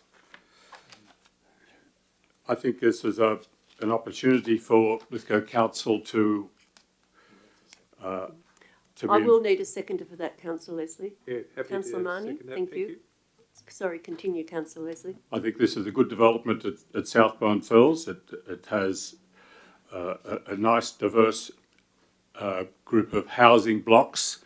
It's not a monoculture like so many of the other blocks out there. I think it will sell well, and I think will do well. But it's more a governance matter. I really don't like the process, and it happens a lot in this council, where councillors are given these choices that aren't compatible. I mean, you either partner with council or you purchase the site. But we get these regularly. We get these council administration recommendations where you get both in. So I'm just clearing the recommendation. Clearly, however, if there is no expression of interest from a suitable proponents, then the council will bring it back to us for other considerations. The motion itself can't proceed unless there's a suitable expression of interest. So we're not eliminating the option. We're just making it clear at this stage that this is our preferred option, that the council itself maintain its interest in the site. Are you happy with that, Councillor Marnie? I am, Mayor Stephen. So this is an amendment or an added point, Councillor Leslie? No. This is a motion Yes, good. Thank you. which has everything in it except the last 4 words. Foreshadow a motion as well. Councillor McGee. Councillor Leslie, you're going to speak to that now? I'm happy with what I've spoken to it already. Councillor Marnie?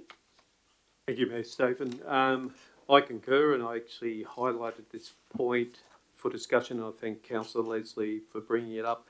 The EOI process provides a number of private-public partnerships options for council. It also provides an option for council to proceed and develop the block themselves, and it also provides an opportunity to partner with a government development entity such as Landcom or Land and Housing Corporation, or in fact community housing providers which are providing housing stock into our area. I think people know my position on housing and our planning towards providing housing needs, not meeting housing demands. I think that these range of partnership options are good, and I believe we can find a suitable pathway through there. I'm not a supporter of selling raw land asset off to another third party where the profits are realised there. I think we have an opportunity to set a variation in how we supply housing stock into this community. I continue to talk to the fact that lower income employees are riding up the numbers and are now at the top of our employment group in our community, and our housing stock that we tend to turn out is of high value, which doesn't meet their earning capacities.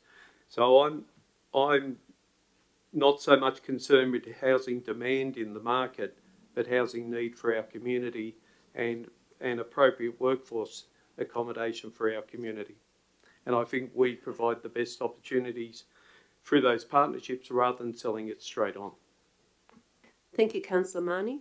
Anyone else wishing to speak? Nathan, Councillor can I Ring? ask a question for you to the administration, please? I'd like clarification on the EIO process as put forward. Is this purely to gauge what's out there? Will it lead to direct negotiations? Or will this lead to a report from the next council going, here are the options, what would you like to do? I would really like clarification on that. Mr General Manager, thank you. Thank you, Councillor Ring, for that question. Because I wanted to speak to this a little bit without entering the debate before the council does deal with this. The intention, they're not mutually exclusive or competitive as far as I see, purchase or partner. What it does is cast a broad net. It recognises that this is a fantastic development. Council's done so well to deliver it so that it's shovel ready. But we're not developers, are we? And we're not experienced. So what this does is we sit there as the vendor, a potential vendor of the land, and we cast a broad net. We don't really want to partner with the private sector because that is a public-private partnership, but perhaps a government organisation like Landcom might step forward, or a housing cooperative. So that's dealt with, that's the partnering. But the other option is to purchase. But none of this would run its course and then just a deal be done. It would all come back to the council. I also just wanted to say that, again, it's introducing, the proposal is introducing a two-step process, and if we're unsuccessful or the council is unsuccessful, recognising there's an election coming, a caretaker period, and then Christmas not long thereafter, if they're unsuccessful in finding a partner, well then you have to return to the purchase option. So that will be in the middle of next year before you would be through that process. So this is casting a broad net.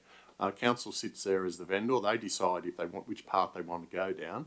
They can also prescribe to the purchaser. I think the council's not interested in just selling at the highest value. They want to prescribe outcomes.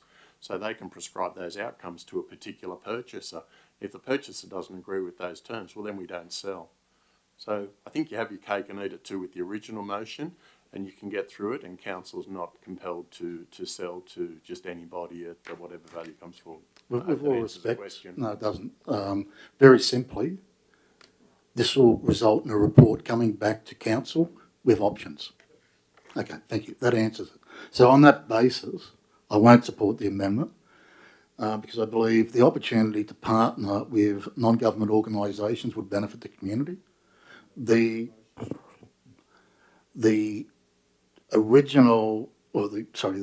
information session that we had on housing strategies and on this project, in the time I've been back on the council, was the best information session that I've attended.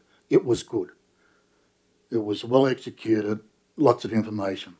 And in that, I did discuss the potential of having lots like Bathurst has done, ballots, so that low-income people in this community could have an opportunity to buy land that's reasonably priced.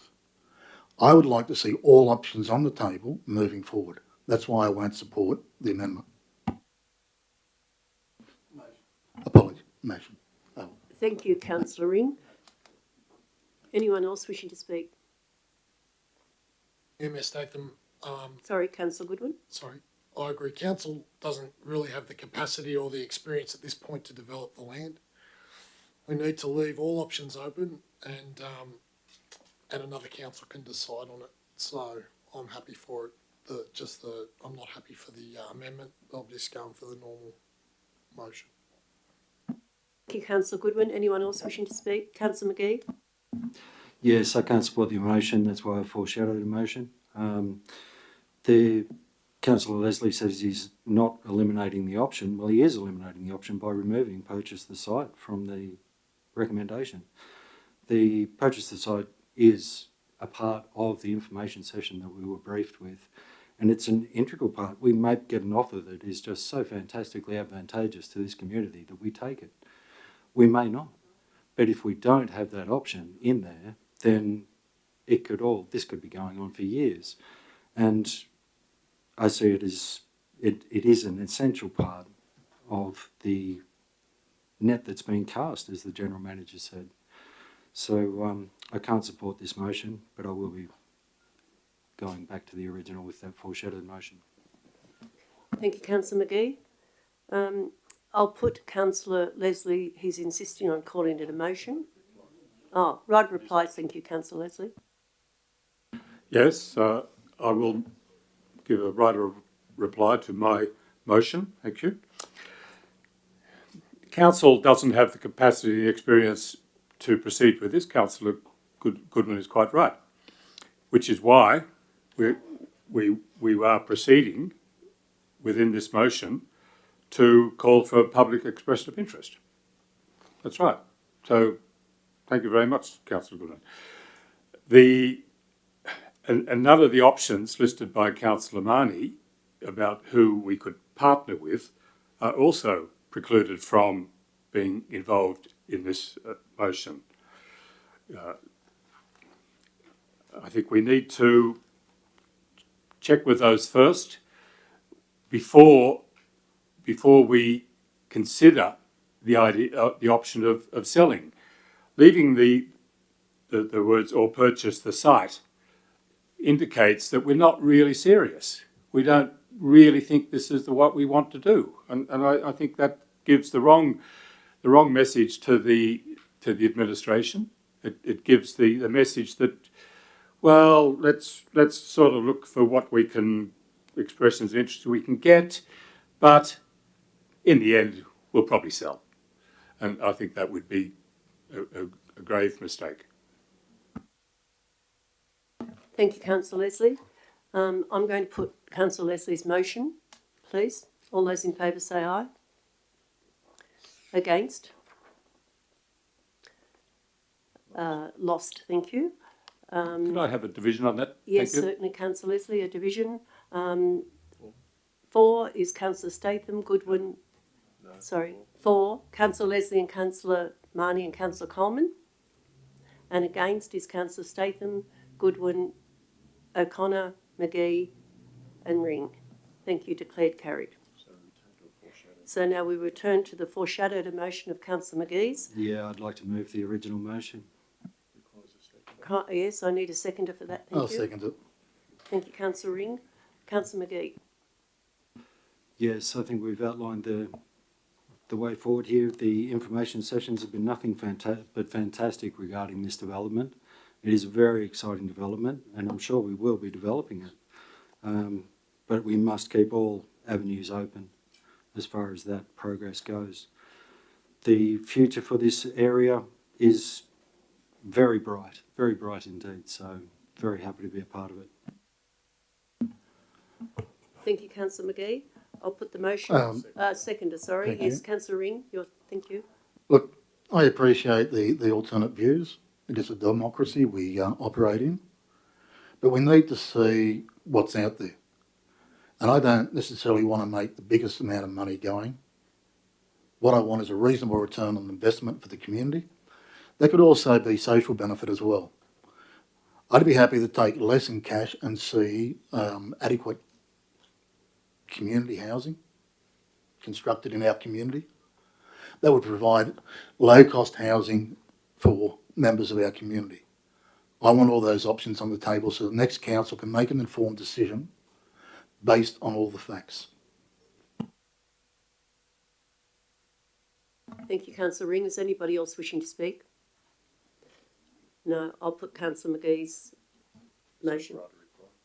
You can have right of reply if you wish, Councillor McGee. I'll put the motion. All those in favour say aye. Carried, thank you. Call a division on that.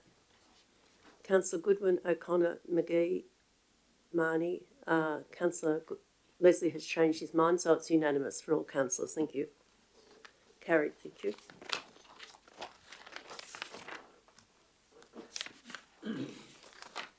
What page are we up to? 28? Right, 11.3.1, adoption of Seven Valleys Destination Action Plan. Have a mover there, please. Yeah, I'm happy to move it. Thank you, Councillor Marnie. I'll second it.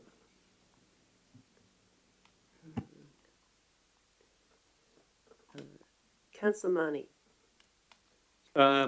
Just obviously, as the tourism industry continues to develop in our area, I think this has been a good process putting it out. I thought the comments from the community were really quite thoughtful and useful.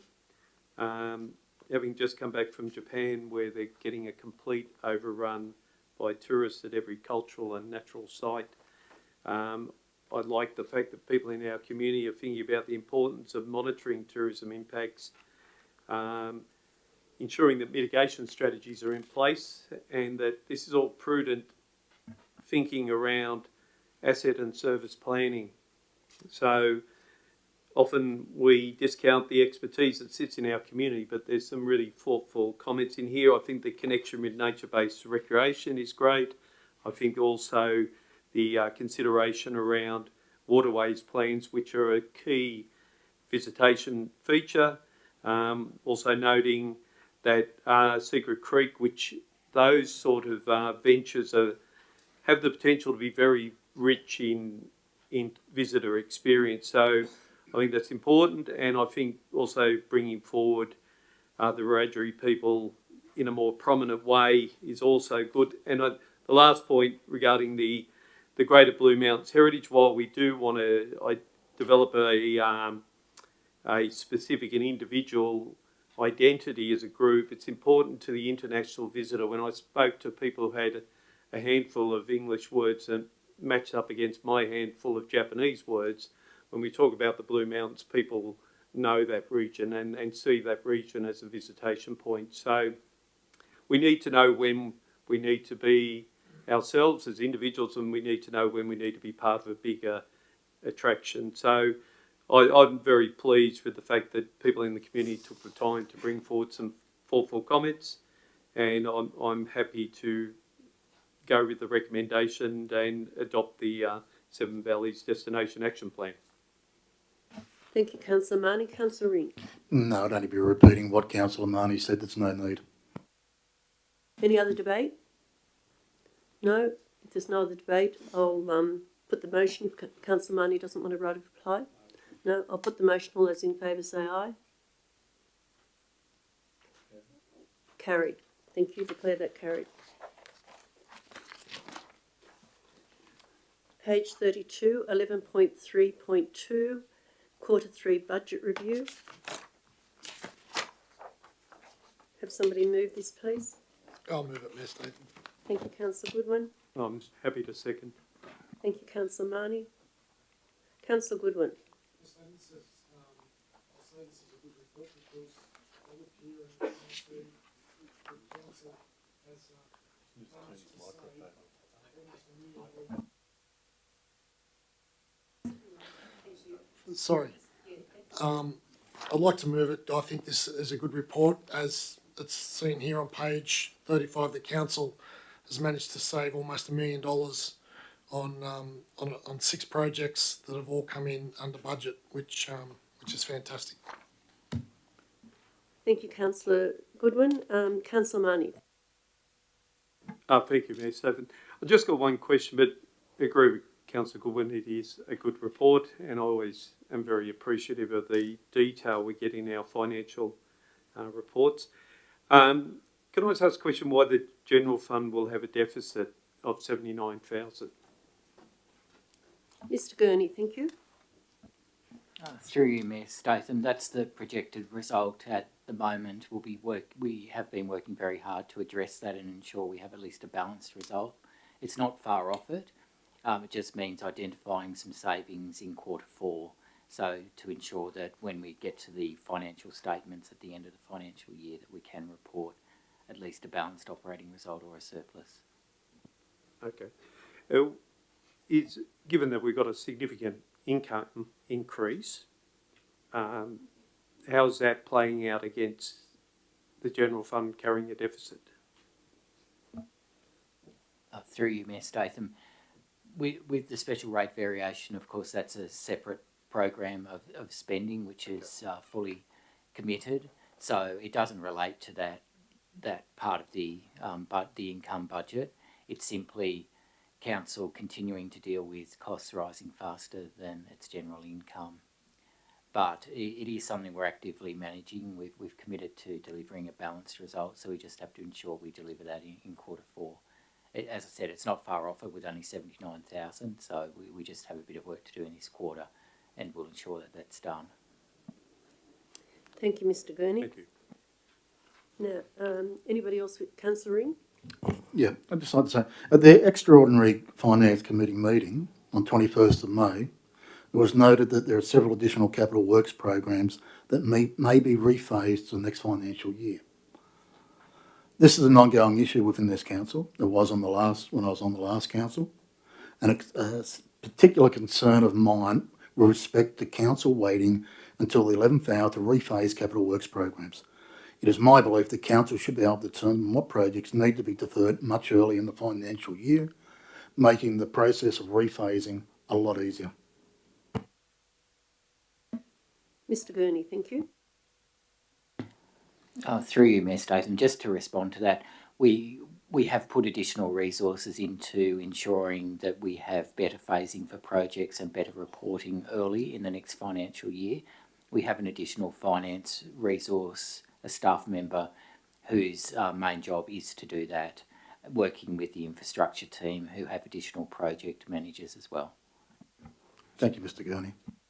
Just to add to thank that, you, there's Mr. been Gurney. some extenuating circumstances for this particular year, not the least of which is the around $28 million worth of additional disaster works and the resources that have been directed to trying to chase the money for those and program those. And also there was the late advice about what our notional income would be with the SRV, and then having to accommodate an SRV process in this year's budget. So this year is an exception because of those two big factors. But a lot of attention, as Mr Gurney's indicated, is going into project setup, project phasing for the year coming up. Thank you, Mr General Manager and Mr Gurney. Anybody else wishing to speak? Right of reply, Councillor Goodwin? No, just no. I'll put the motion. All those in favour say aye. Unanimous. Thank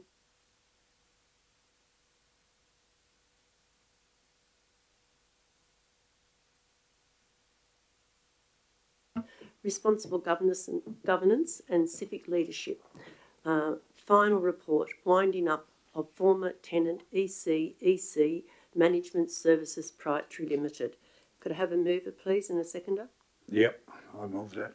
Thank you, Councillor O'Connor. Thank you, Councillor Goodwin. Councillor O'Connor. Not much to say in it, other than the council is just getting out.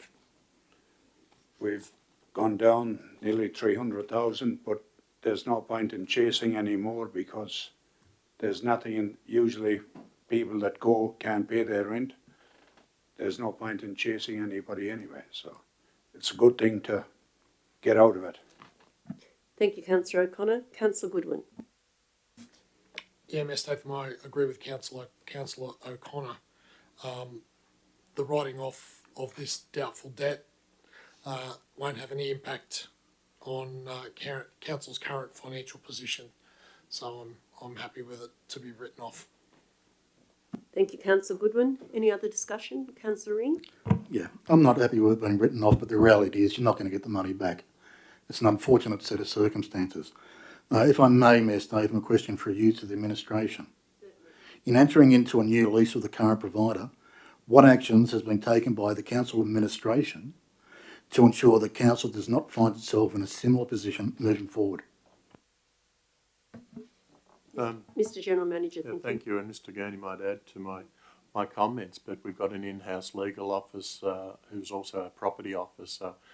This council, the councillors have come to know her as a very diligent person who is cleaning up all manner of leases and arrangements of the past. But I'm pleased for the question because I want to put on the record again that this does sting to lose this money, but there were circumstances, it was during COVID, where we were legally fettered in being able to pursue debts from tenants. But council were briefed extensively, and Councillor Ring wasn't on at the time, but council was briefed extensively, and we were very aggressive in winding up this poor tenant. Different circumstances, and we're using very contemporary leases and administering those leases. And where the opportunity presents, and we're not fettered, we'll close leases with people that aren't performing. Thank you, Mr General Manager. Mr Gurney would just like to add to that, thank you. Through you, Mayor Statham, just to add, it's standard in all, as it is in every tenancy lease, that there is a bond payable. And that's the normal recourse. Thank you, Mr Gurney. Anybody else wishing to have Councillor Leslie? Thank you, Mayor Statham. Yes, it may or may not happen in the future. Obviously, we've learnt what's happened, and we'll take whatever steps we can in the future so that we try to mitigate such things. But childcare is such an important issue, such an important part of modern life, that regardless of that, we really have to proceed and ensure that modern parents of today's children actually get this opportunity. Thank you, Councillor Leslie. Any more debate? There's no more debate. Right of reply, Councillor O'Connor. No, thanks. Put the motion. All those in favour say aye. Unanimous. Thank you.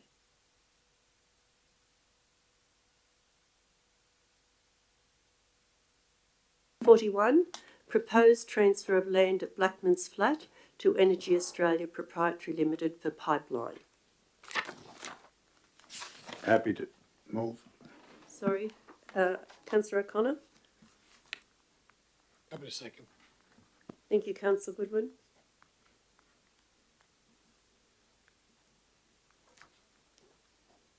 Councillor O'Connor. Yep, I'm happy to see the transfer go ahead. It don't affect council. It's council has access if ever we put a tip there. So if it can help Energy Australia do what they are doing, I'll be very happy. Thank you, Councillor O'Connor. Councillor Goodwin.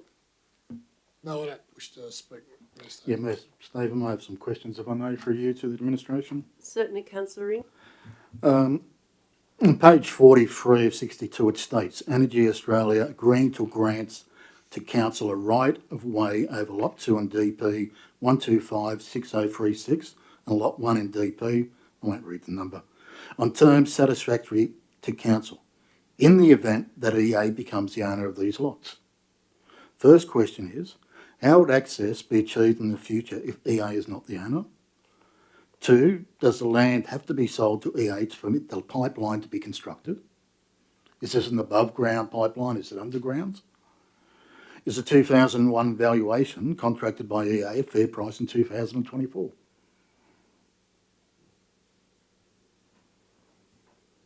Thank you, Councillor Ring.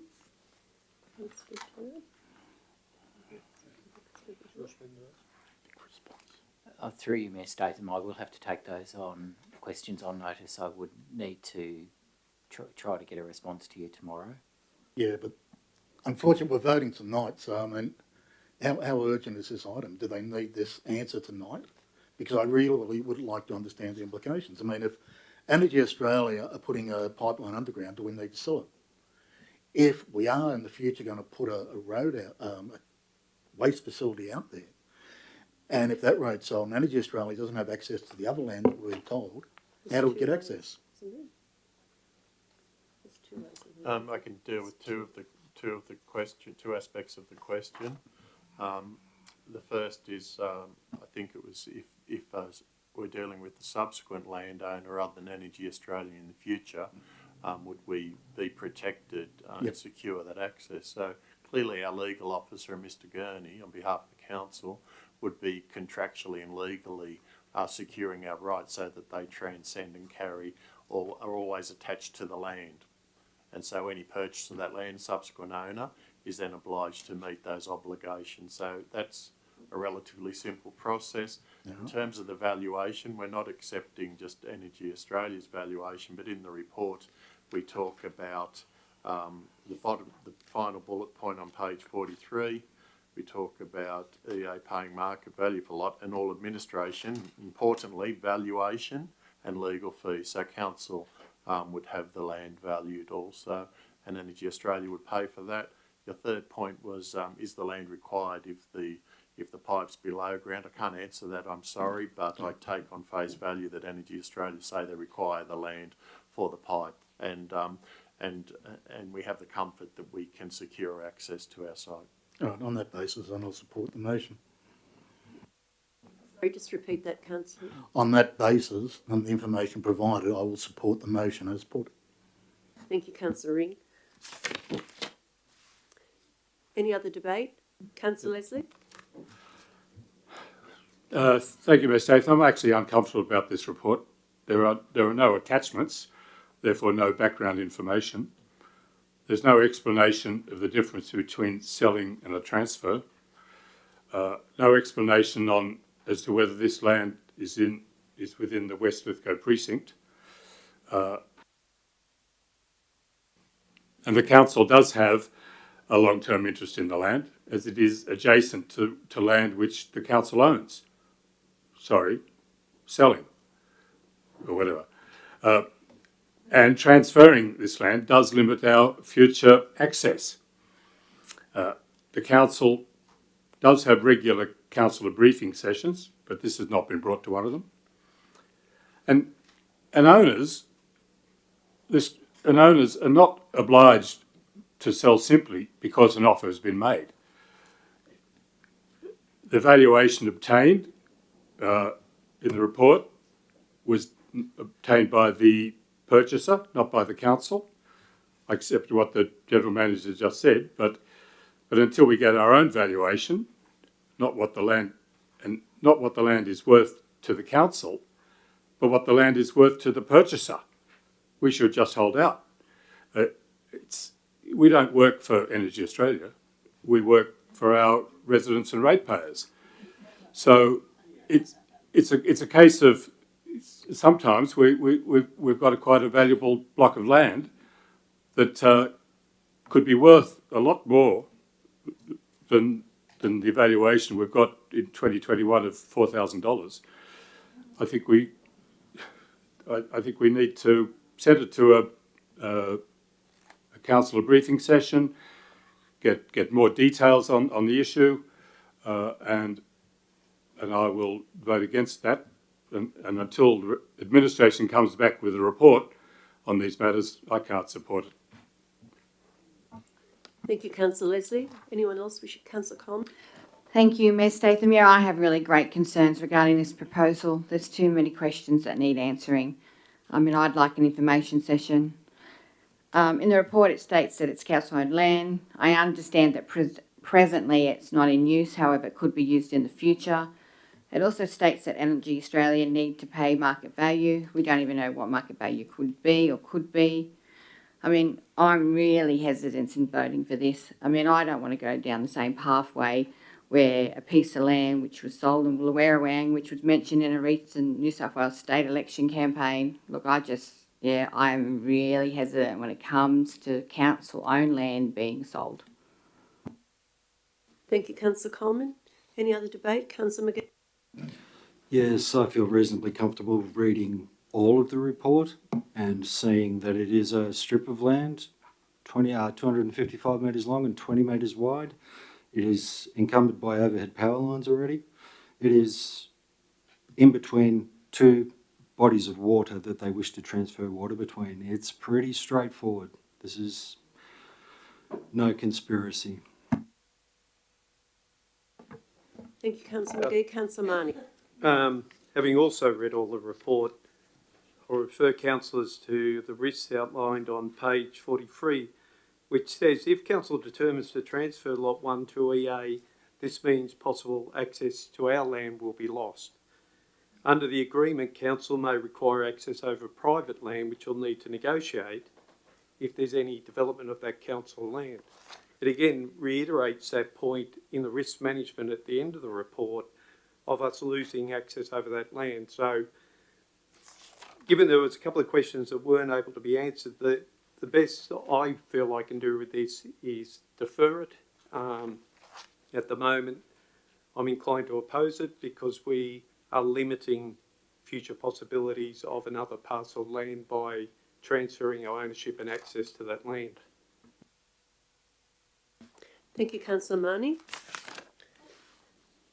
Any other debate? I'd like to move an amendment. I'd like to move an amendment. The amendment is that we defer this to an information session to get all the information so that we're comfortable with the decision in the future. Have a seconder, thank you. Thank you, Councillor Leslie. Councillor Coleman. I don't think I need to speak further on that. I'm not comfortable with voting with this proposal as we go through an information session so that we can understand what we're fully committed to. Thank you, Councillor Coleman. Is there any debate on that, please? Yeah, look, I'm not going to support the amendment. I'm satisfied with the answers given. This is a former road. It's not a good piece of land. It has little economic value other than to council or to Energy Australia. I don't think we need to screw Energy Australia over. We just need a fair price. And that's not the 2021 price, that's the current market price.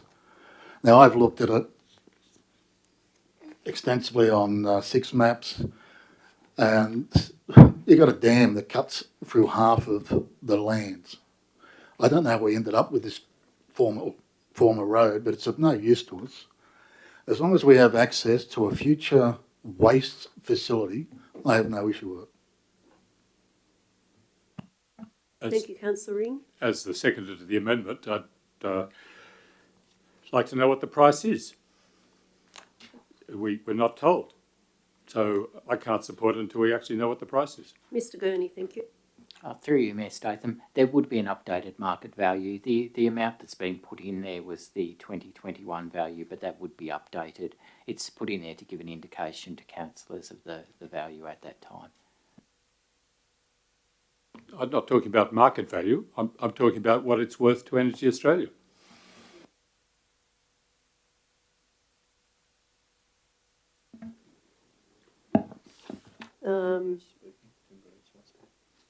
Anybody else wishing to speak?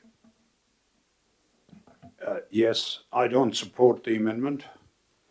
It's a strip of land that would be absolutely no good to anybody else. And if we can do without it and help other people, why not? Anybody else wishing to speak tonight? Right of reply, Councillor Coleman. Thank you, Mayor Statham. I'll point out in the middle of the report, as Councillor Marnie said, if we lose this piece of land, then we don't get it back, and that means that we can't utilise it in the future. Thank you, Councillor Coleman. I'll put the amendment. All those in favour of the amendment? Councillor Coleman, Councillor Leslie, Councillor Marnie. Against the amendment? I'll call the division on that, thank you. Against is Statham, Goodwin, O'Connor, McGee and Ring. For the amendment was Coleman, Councillor Leslie and Councillor Marnie. Thank you. Councillor Coleman, thank you. So the amendment is lost. We return now to the original motion. Who moved that motion? Councillor O'Connor. Yeah, right of reply, Councillor O'Connor. Thank you. No, I'm happy to put the motion. So I'll put the original motion. All those in favour say aye. Councillor Ring, Councillor McGee, Councillor O'Connor, Councillor Goodwin and Statham. Thank you. I declare that carried. Thank you.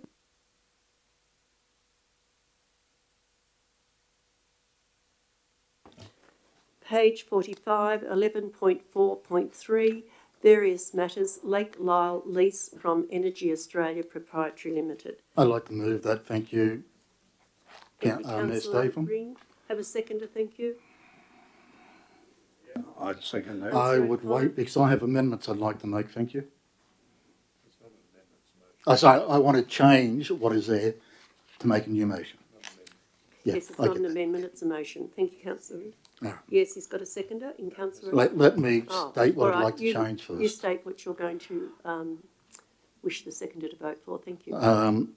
Point 1, I would like it changed to defer the exercise of Lot 2 in DP 792415 from the Lake Lyell lease between Council and Energy Australia New South Wales Proprietary Limited until such time as Energy Australia has made a decision on whether or not it will proceed with the proposed pumped hydro project.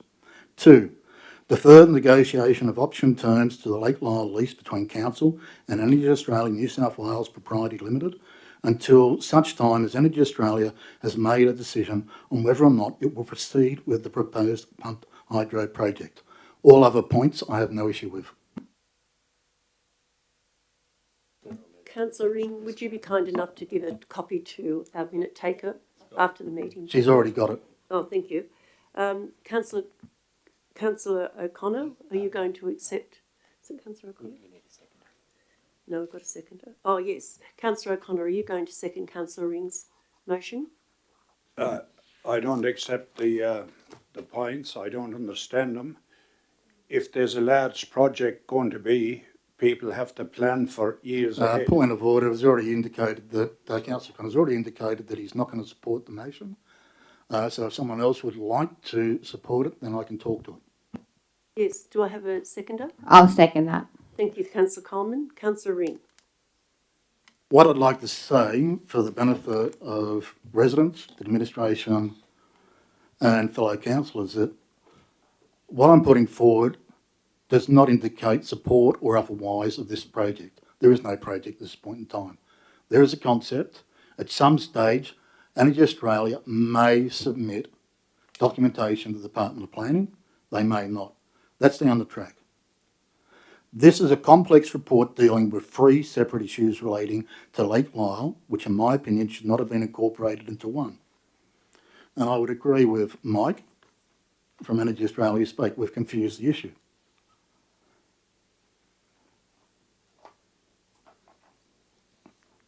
The first item here is excise of Lot 2 from the current lease.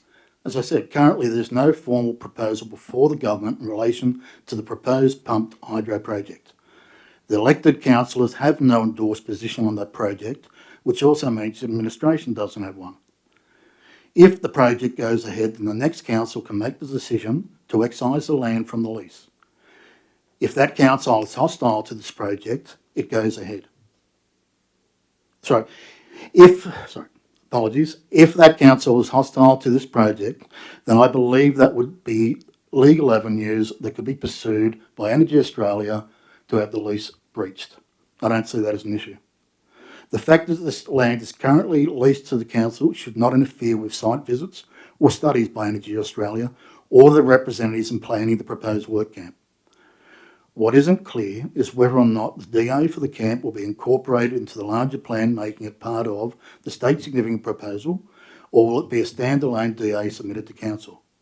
There's no urgency, in my opinion, at this point in transferring the land, and the issue should be deferred to the next council. 2, addition of option terms to Lake Lyell lease. No council resolution was referenced supporting seeking an extension in terms of the leased lands beyond 2042. This is a strategic issue that needs to be determined by the councillors, and the recommendation presumes that the dam will be there for a considerable period of time.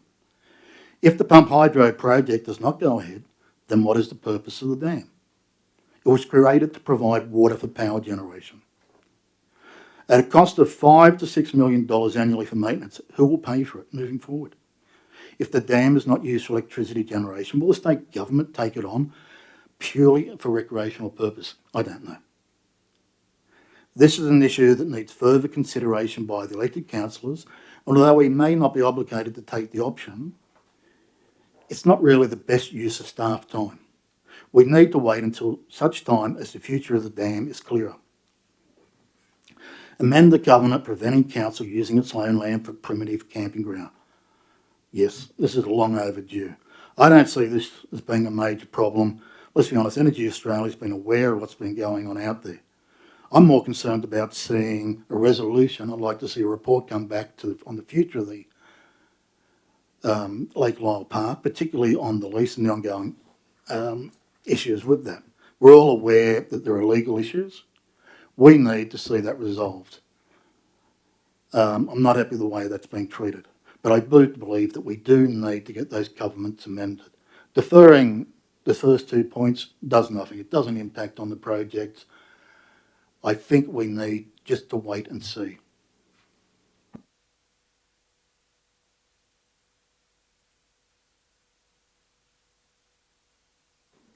Councillor Coleman? Thank you, Mayor Statham. In the report, it mentions temporary workforce accommodation should the proposed Lake Lyell Pump Hydro project be approved. It's not approved. It hasn't come before either this council, and I understand it's state significant, and it hasn't gone before the state government. Even on the Energy Australia website, it mentions that they are investigating the feasibility of a pumped hydro energy storage project. We haven't seen the environmental impact statement. The earliest a pump hydro facility at Lake Lyell could be operating is 2029. It states in the report that these proposals also not adversely affect council or provide any greater risk to council. I disagree. It's still council land. We have a responsibility to fully understand the potential cost and loss to the ratepayer. In that case, I would like more information to know what is truly the case. I cannot support the original recommendation, but I will support this. This needs to be deferred. Thank you, Councillor Coleman. Any other speakers before I put Councillor McGee? Yes, I find it all a bit much too. It's I'd like to hear more about the entire thing and the proposal to have the workforce at Lake Lyell. I think that other avenues should be investigated first. I think that, to my mind, it should all come to an information session, and the other areas proposed for this camp be put forward so that we know what the options are. I don't know that Lake Lyell would be the best site for that. I would like to see what the other options are, because going into the future, a workforce area like that could be invaluable as we move into solar and wind farms and, you know, the future of green energy. So I would like to propose an amendment that the whole thing be deferred, because there's just too many, like all of these, lots are going everywhere. I'd like to have it explained one by one. There's 6 points, and I'd like it all explained in an information session so that, well, I can understand it anyway, because it's all too much, so I can't vote for it as it is. I can't vote for the motion as it stands or as it is amended, so I would put an amendment that we defer this to an information session. Can I have a seconder, please? Yep, Councillor I'd Goodwin? be happy to second that. No, I think Councillor Goodwin was first. Councillor Goodwin, would you like to speak to that? Yeah, I think exactly what Councillor McGee said. We need to sit down at information session, discuss all the points, and then bring it back to council, bring it back to this council after that, so we can make a decision. Thank you, Councillor Goodwin. Councillor O'Connor? Yep, I think it's a good idea. If we can have an information night and bring it back to the next council meeting, I'll be very happy. I have to go back to the first amendment now. I want to ask a question of Councillor McGee. I have no problem with his amendment, but I would like it added on there that this is the sole item we discuss at the information session. It's a complex issue. There's a lot of information. Councillor McGee, are you happy with that? I'm quite happy. I think that there's no need for an amendment. I think that the whole motion can be deferred, because at the information session we will deal with them one at a time. I'm sorry, you misunderstand. I think that the information session should be only on this item. A standalone information session. I dare say we'll take a full information session. Can we amend it so it is? No. Right, well, okay. Thank you, Councillor Ring. If there's no more debate, Councillor Martin. I'd certainly like to speak on it. I listened carefully when I was listening to the public forum, and it was explained to us as councillors that we need to make decisions on items that are in front of us at this point in time. I've, like comments that are being made, we do not know if Energy Australia is going to proceed with this, but we're making a decision and relinquishing components of the lease to provide for an item that may never happen. I have a problem with that. It's become almost forward like an omnibus type of legislation. You vote for the whole lot, or you try and pick the eyes out of things that have got value in them. I've no problem with us negotiating the lease until 31 December 2072. Also, I'm comfortable with the considerations around the allowance of operation of primitive camping grounds on a commercial basis. But we've got all these things that are in the single recommendation that you either take the lot or you pull it apart and have to work through a whole series of amendments to make sense of it. We go down to point 5 and 6. Reclassification of community land to operational land is a significant process under the Local Government Act, which needs to have community consultation in my mind.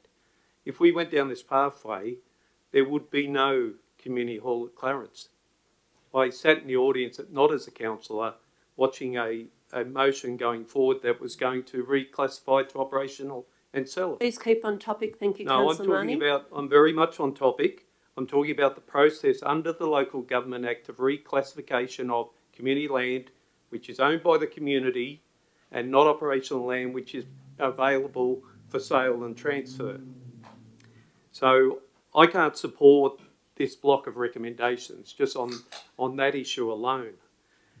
So I do concur with the councillors who are suggesting a deferral, and then some of these matters need to be pulled apart and dealt with separately, because I will not vote for that mix in a single recommendation. Thank you, Councillor Marnie. Anybody else wishing to speak?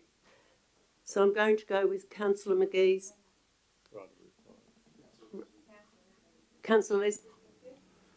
Thank you, Mr. Statham. I'd just like to point out an interesting inconsistency here.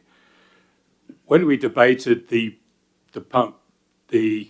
geotech survey and the boreholes, we were not allowed to talk about any proposal for a pumped hydro.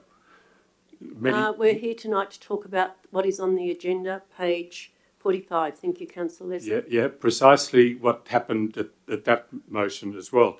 But you will notice on page 48, 2/3 of the way down, the words Lake Lyell Pumped Hydro Project appear.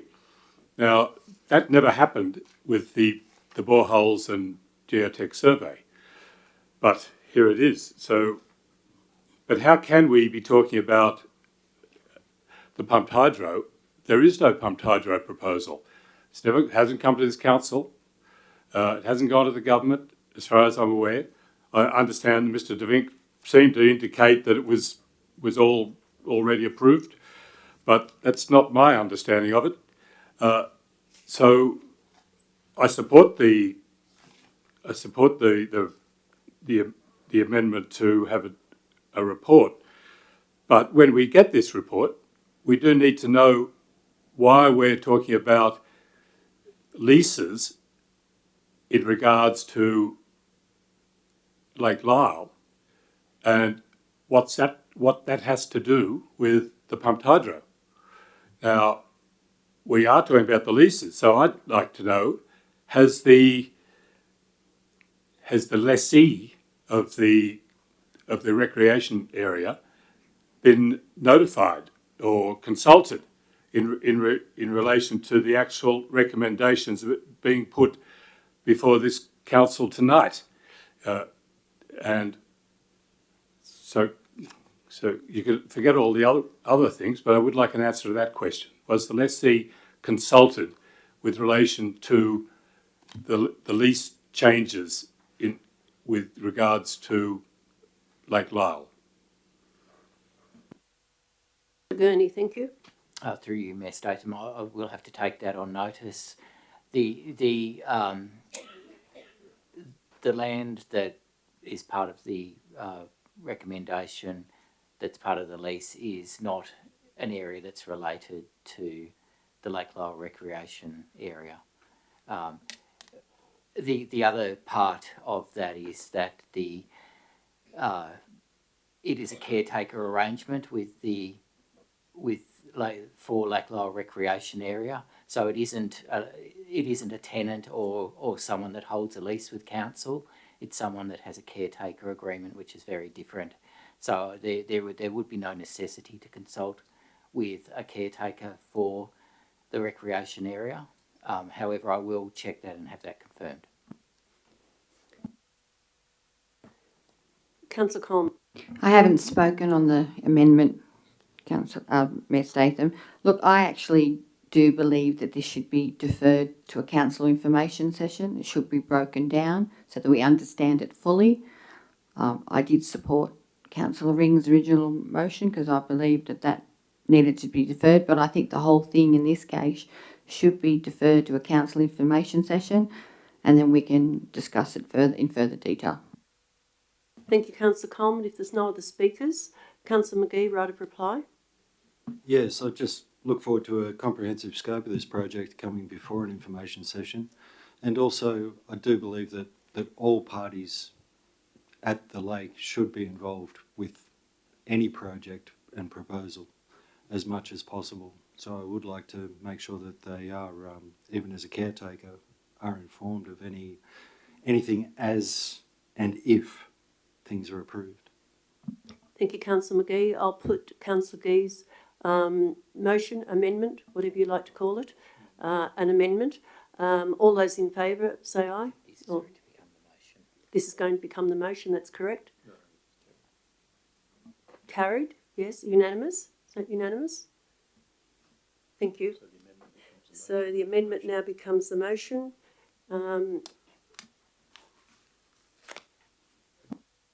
All those in favour of the amendment, thank you. The motion. Unanimous, thank you.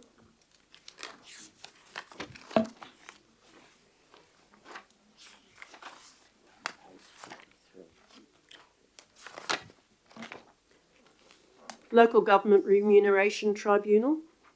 Could I have somebody move this, please? Mayor Statham, can I move to defer it until next council meeting? I think that we really need to sit down and discuss it as a council. Do I have a seconder? Yeah, I'm happy to second that. Thank you, Councillor Coleman. All right. Any debate on that? Right of reply. Put the motion. Just put the motion, Mayor All right. Statham. Councillor McGee, yes. Councillor O'Connor, you're happy to put the motion? All those in favour? Yes. Okay. Councillor Ring's out of the room. Okay. Carried. Thank you.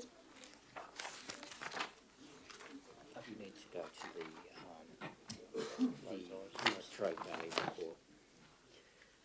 Yes, I was told to do it after. That is a great urgency. Before the committee reports. Oh, right. Mayor Statham, can we just take a 1 or 2 minute break just for a second? That's all right. 5-minute break.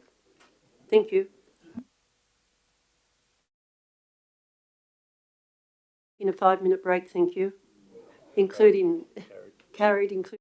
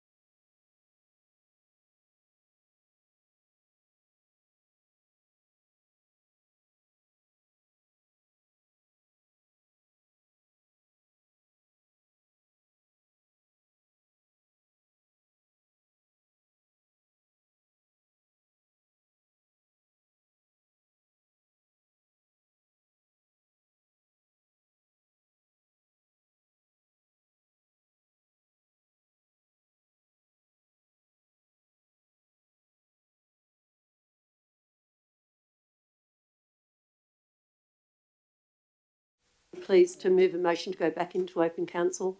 I'll move that. Thank you, Councillor Leslie. Can I have a seconder? Thank you. Councillor McGee. All those in favour say aye. Thank you.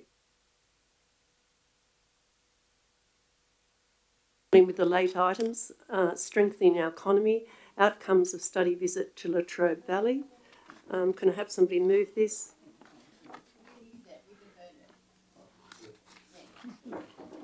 Can I have somebody move this, please? Councillor McGee. Have a seconder, thank you.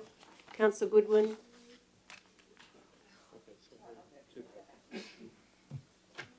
Councillor McGee. Yes, a fantastic endeavour from the council, most definitely.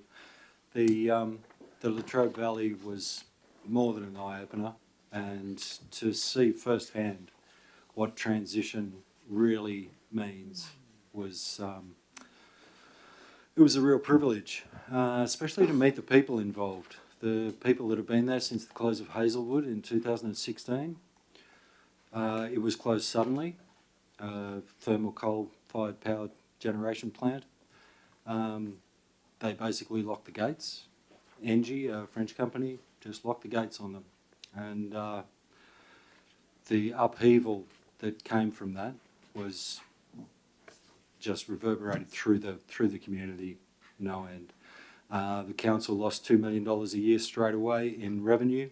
They used to run aged care workers, 40 aged care workers, gone. Many other, well, luxuries at the time had to be cut just to get back on track, as well as the retraining and re-education of workers and finding other people jobs. They fortunately had other power stations in their area where a lot of the people could be re-employed, but for a lot of people it wasn't that simple.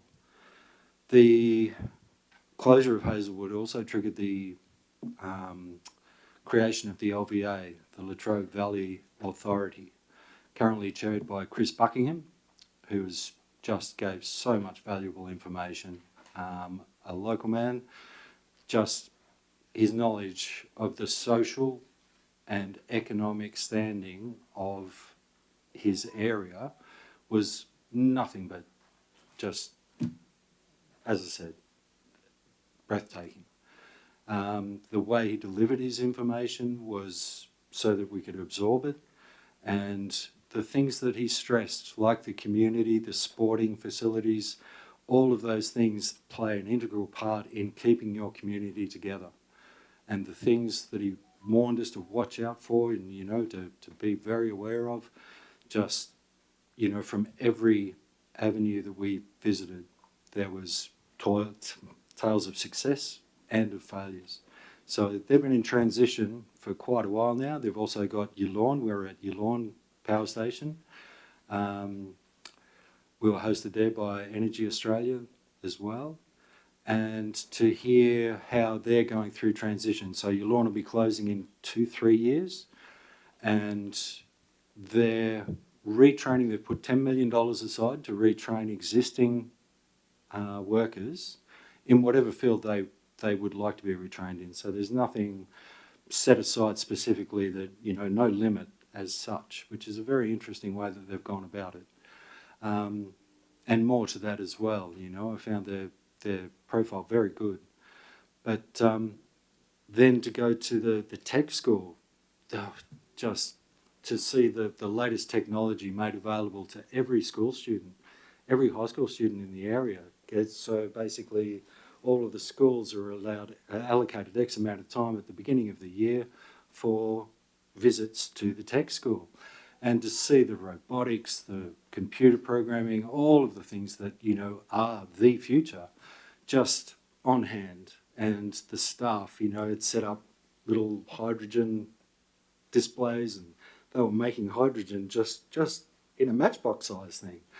Things like that really get through to the kids, and you could see that these people are just fantastic. And the building was light, open, airy, and you can see that as the centre for that area, it was just very well used. Right beside it, in the same precinct, was the new TAFE building, and just phenomenal. Absolutely, very impressive, and only the first stage. They're already talking about the ongoing expansion of that facility because it's training plumbers, carpenters, electricians. The gauges or instrumentation course, which was set up on the second floor, was just phenomenal because with all of the power station or power generation that's coming up with the wind farms. There's quite a few wind farms. They've got a very shallow ocean out to sea from their area. So there's quite a few wind farms been approved for their area. So they're very much gearing up for those challenges in supplying the labour forces for those, as well as keeping up with demand in housing and plumbing and electricians in the meantime. So the TAFE and the people that took us through the TAFE was just fantastic. From there, I think the next day we met with the unions, the Trade and Labour Council, Simon Dodd, was just fantastic. They're once again, their insight into how the community... An extension for Councillor McGee, Councillor Goodwin, all those in favour say aye. Carried, thank you. Yes, so the Trade and Labour Council and also, the climate action groups that we met there were just so positive in their embracing of the future and what's to come as far as wind and solar. They're primarily wind, a bit of pumped hydro coming into the mix, which they're very excited about, but also they've been to Germany to see the wind turbines being built themselves, and the factories that are involved, like with 25, 50-tonne cranes under one roof. Just phenomenal. It's really quite mind-blowing. It's something you probably have to see in person as well. And then the LVA, the Latrobe Valley Authority, and Chris Buckingham gave us the final presentation on the second day. And as I said, just a wealth of information and just knowledge, which I've just personally found very, very helpful. And it really vocabularised the transition for me, like to be able to speak about things we will be facing and the issues that will be in front of us and sort of have a rough idea. It's not going to be exactly the same, but there'll be things that will be very similar. So, for example, between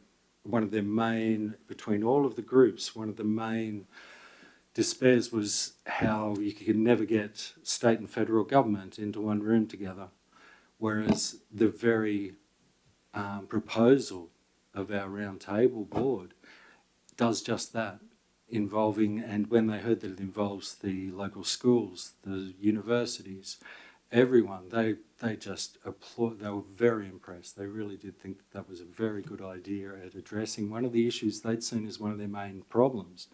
Because when the LVA was formed, they were given $250 million by the state government to splash around, to get things going down there, make it better.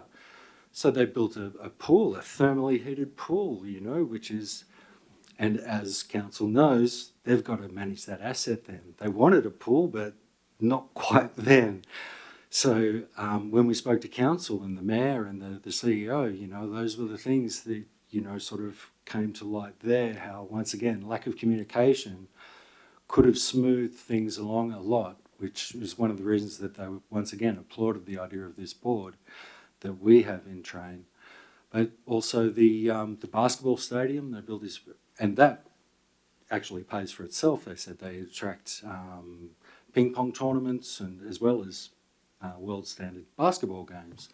So, there were hits and misses, but just to hear them openly discuss, and very, very frankly, it was a real privilege to get that. And I must thank them for having us and welcoming us as such. Thank you, Councillor McGee. Councillor Goodwin. Thank you, Mayor Statham. Yeah, the trip down to Latrobe Valley was a very important trip and a very informative trip for me.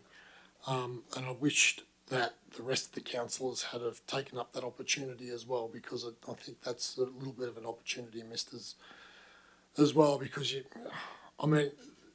we can't get what we got out of a book. We can't read what we got out of a book. We got personal insights of what actually happened and how they transitioned from each individual area. And when you have a look at it, each individual area had differences of opinion, and we'd see what Energy Australia would say, and then we would see what the mines would say, and then we would see what the council would say, and then you could see the failings in all of it. And it just highlighted to me going down there that the importance of getting this right the first time, because we are going into transition. There's no doubt about it. That's happening. We need to transition into an area where we can be sustainable and have jobs, transition people out of coal and energy into something else. Now, Lithgow hasn't really got a good adaptive capability to adapt into that at the moment. So that's why we're looking at pushing what Latrobe is and looking at their failings and the things that they did good. I think, it was just a great trip to learn. I would never have read the little things that you get sitting down with the people, not sitting down in the meetings, but whilst you're having a cup of coffee with them in between the meetings, talking to them, networking and the such, you can find out a lot more than what you could just reading in a book. I think that financially, we got down there amazingly cheap for all of us. We went down on I think it was around $5,000 or $6,000 to take all of us down and do the 3 days. A lot of us here, we all had to take leave from our own work to go down. So it shows the commitment of the people who went. I think that we all got something out of it, and we all learnt that even though we're in front doing what we're doing with LEAP and transitioning, more needs to be done, and it can't be put on the back burner. And we step away from this. We've got to step into it. We've got to step into it both feet and both hands. So I'm very happy with the trip, and I just wish the other councillors, it would have been a good opportunity to maybe even get to know some of the councillors. So thank you very much. Thank you, Councillor Goodwin. Anybody else wishing to speak on this? Councillor Ring.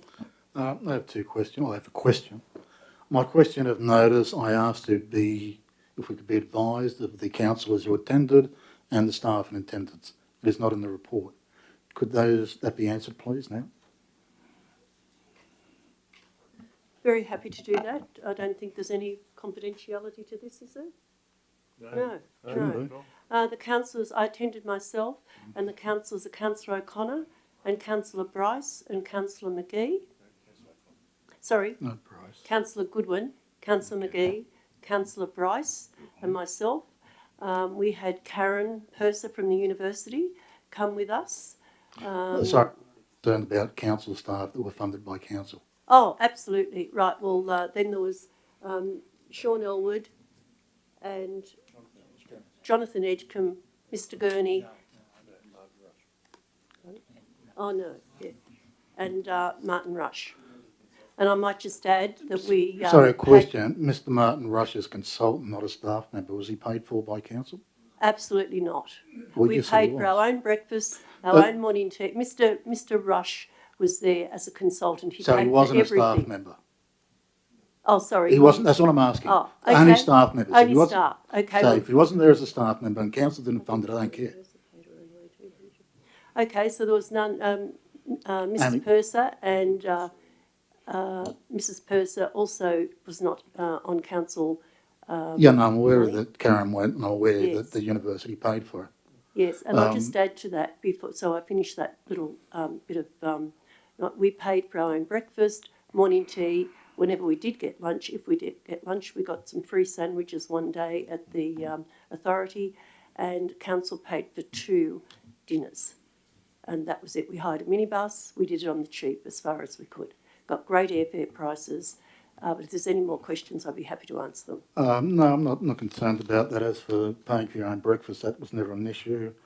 I believe if councillors go on an event like this, as an employee, you get paid meal, breakfast, dinner. It's not an issue. I said what I did at the last meeting when this was raised. I'm not going to go over old grounds. I had other issues on that councillors got benefit out of it. Good. I don't need to go down there to get benefit or to understand the issues. I'm dealing with issues from a different perspective. While you people were down there, I hosted a Danish trade delegation to Lithgow, and they visited a number of areas. Keep on topic, please, Councillor Ring. We're here tonight to discuss the Latrobe issue. We are. Thank you. And it's on Anybody else topic. wishing to speak? Councillor, no, nobody else wishing to speak? Right of reply, Councillor Goodwin. Councillor McGee. Yeah, as I said, totally justifiable trip in that, you know, the information gained from that trip was, you couldn't get that over a computer. You're a magician. You know, if you can stare at a screen and gain a quarter of what we got, then you're doing well, because driving through Morwell, you can't do that on there. You can't. To see that firsthand, to be ordering a coffee in a cafe and have the owner of that cafe bring us all back in when she found out where we were from and what we were doing and address us all, you can't do that. It just doesn't happen over a computer. So the fact is that they're still transitioning down there. They're in the middle of a transition. This is not something from Hazelwood. This is not something that's just going to finish with your lawn. They've got other power stations, which are, it's their whole area, and their coal mines are intrinsically linked with their power stations. So they are transitioning as we are transitioning. And the more we learn about it and the more prepared we are, the better off we'll be. Thank you, Councillor McGee. I'll put the motion. All those in favour say aye. A show of hands, thank you. I'll call the division, thank you. All those in favour say aye. Councillor Coleman, Councillor Ring, Councillor Marnie, Councillor McGee, Councillor O'Connor, Councillor Goodwin, Councillor Statham, against Councillor Leslie. Thank you. Page 2.1. Yeah, 2.1, Financial Committee meeting minutes. Can I have somebody move this, please? I'm happy to move. Thank you, Councillor Coleman. A seconder, thank you. A seconder, thank you. Who said that? I second that. Councillor Leslie. Thank you. Councillor Coleman. I think it speaks for itself. I'm happy for the motion to go forward, unless Councillor Leslie wishes to speak to it. Councillor Leslie, would you like to speak to that? Oh, I'd just like to thank Mr.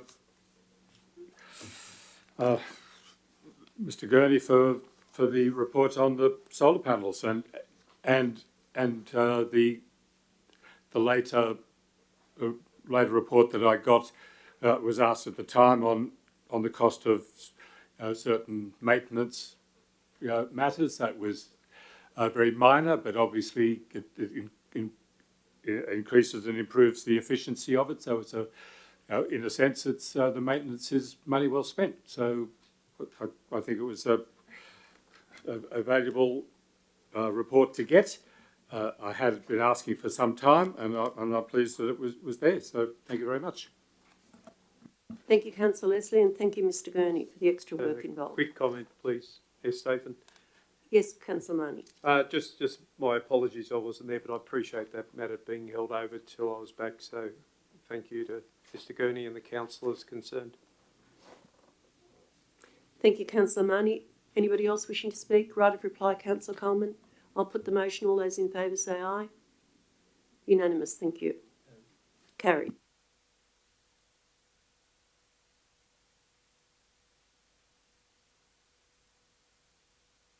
We now return to page 58, Council Committee Reports, Environmental Advisory Happy to move that. Committee, the 10th of April. That was Councillor Marnie. A seconder, thank you. I'll second it. Thank you, Councillor Ring. Councillor Marnie. There were some very important issues dealt with in this, but I just wanted to comment on, I thought the the constructive nature of the committee was a very positive thing for me, this particular meeting. I think we've dealt with some not simple issues, and I appreciate the staff and the committee members who participated in that. I won't talk to individual things. They're there in the, and I've spoken to many of the issues previously, but I feel like they're moving along. I'd just like to note, I have followed up about sediment control, particularly around construction sites. I know this has been brought forward as a concern both from recreational fishers as well as members of the community.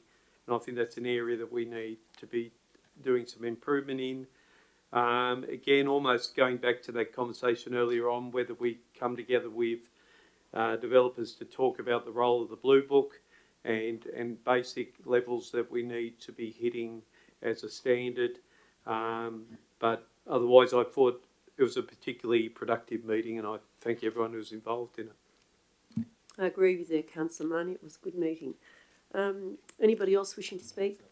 Thank Yeah, you, I Ms. would, the seconder. Councillor Ring, sorry. Yes. Item 7.4, sediment control at Lithgow. On Sunday, I inspected the site with Councillor Coleman and concerned residents, and previously I discussed the issue that had been raised. We had discussed it with Mr Elwood. Following the on-site inspection, I forwarded an invite to Mr Elwood and Mr Edgecombe to meet with residents on site. Given minimal sediment controls issued as part of the condition for the DA, Council looks like it'll be inheriting ongoing problems with the site that will cost the ratepayers. So I think the sooner we can get a meeting out there and look at this issue, the better. There needs to be resolution. And this is by no fault of the developer. The developer's done everything that's been asked of him, but the number of conditions in the DA were not appropriate for the site. There should have been more conditions in place. What will happen and what is happening is major siltation is occurring in the Cox's River, and you've got major water running down beside a newly sealed road for probably a couple of 100 metres. So there are some significant issues out there that we need to look at. Thank you, Councillor Ring. Anybody else wishing to speak? Councillor Leslie? Yes, I've been advised by one of the community members of the committee that it's very pleasing that that the council is now putting forward some what I'd call standing reports. For example, the Hassans Wells report. So that's very good. It means that the committee can get ongoing information, and it's very valuable for them. Thank you, Councillor Leslie. Anybody else wishing to speak? Councillor Marnie, right of reply?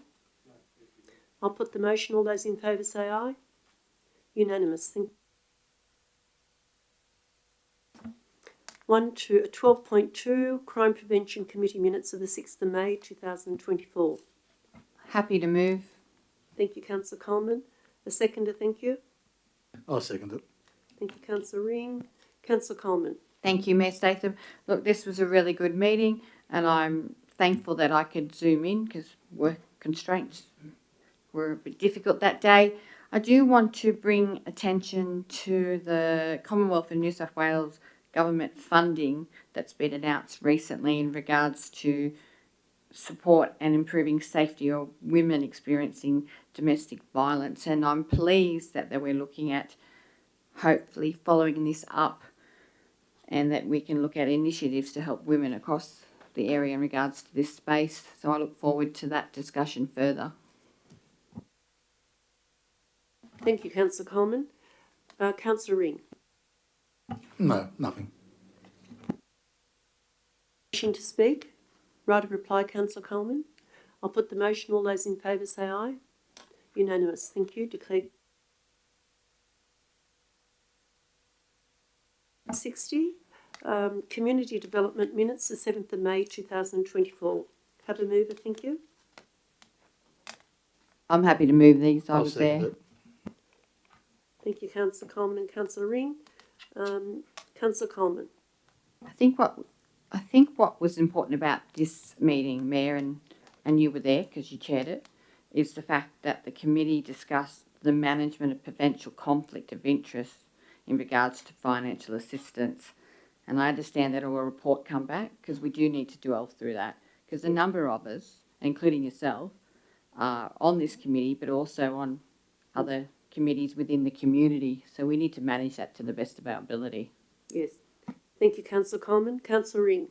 I was going to ask for more information on the probate issues raised at the meeting, but if there's a report coming back, that's concerned with the fact that we call for grant applications, and now we're going back to the people that submit applications saying, can you do this project for less? I think if people are going to overload the project, if they can do the projects for less, then were they overloading the projects in the first place? What level of scrutiny are we placing on it?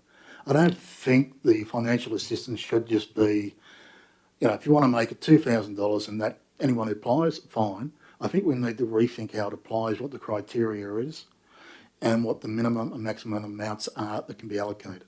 I think moving forward, that would make it a lot easier in determining how these applications are dealt with. Plus property probity issues in place. Thank you, Councillor Ring. Any other comments, please? Can I make a comment here? It worried me, and I should have brought it up before now, but to give all the schools in the area just $50, and that comes to $800, I really do think if the budget can, if somebody on the floor tonight could try and perhaps put another point in there to round that up to $250. That's for the whole of our local government area schools. I think that could be dealt at the committee. Can we deal with that at the committee?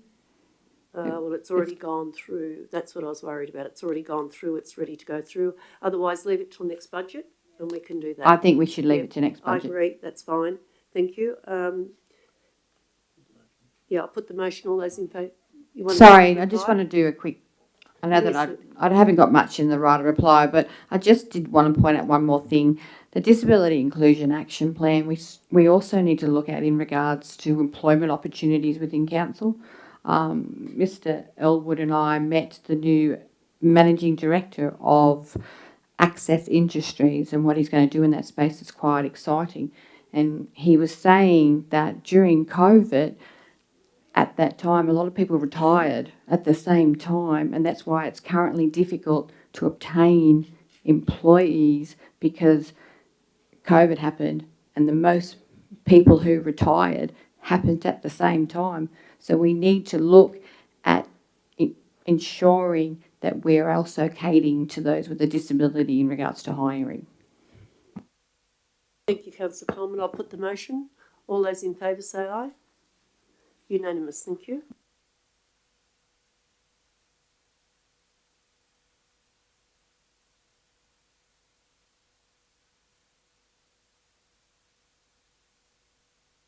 Matters of great urgency. Is there any business of great urgency tonight? I've got Councillor Marnie? one matter. If I could ask, I'm happy if it comes to the Environmental Advisory Committee, but I'm concerned what the speaker earlier on this evening brought forward, again with potential breaches around threatened species habitat. I know we've had some issues on council land. I'd just like to be confident that there's not that exposure to this organisation of these things happening. So if I could, I'm happy for it to be dealt with in the Environmental Advisory Committee meeting, but I just feel that we need to take some action around that, and I appreciate that Mr. Elwood has dealt with it today as a singular issue, but it's a repeating issue, and it's giving me some concern from a governance point of view that we don't end up with breaches of a number of acts through not setting some benchmarks a little bit higher than we are. I was very thrilled today, Councillor Marnie, to hear that it's been addressed, because I was quite disturbed as well when I first read that or heard about it, not read it, heard about it. Yeah. I believe that the matter is being addressed. I don't know whether any council staff member today here. I think there may be a staff member that is not here tonight. Yeah, sure. Yes, Mr. Elwood, thank you. So I'm not declaring it as a matter of great urgency. Only if I believe what Mr. Elwood is going to speak about, I'd rather him speak before I make a decision. Thank you. Councillor, I think it would be very useful to raise this and work through it at the Environment Advisory Committee. Yep. And also those concerns are also concerns of executive as well in regards to our making sure that we're meeting our obligations environmentally, and a number of issues that have been raised today, including with some of the sedimentation control issues across the wider LGA, are issues of concern that we're working through in the team. Yep. Okay. Thank you, Mr. Elwood. I hope you're happy with that, Councillor Marnie. I'm very happy. And as I said earlier on, I thought the last Environmental Advisory Committee was a very constructive, dealing with some complex issues, so I'm happy for it to be dealt with there. And Council is very fortunate to have somebody like Mr. Elwood on board. He's been on board for about 6 months, and he's certainly working very hard, as is Mr. Gurney and all the other staff, including Mr. Trapp. So thank you everyone for joining our meeting tonight. I'll declare the meeting closed. Declare the meeting closed. 9:06, thank you, and thank you to the public gallery for coming this evening.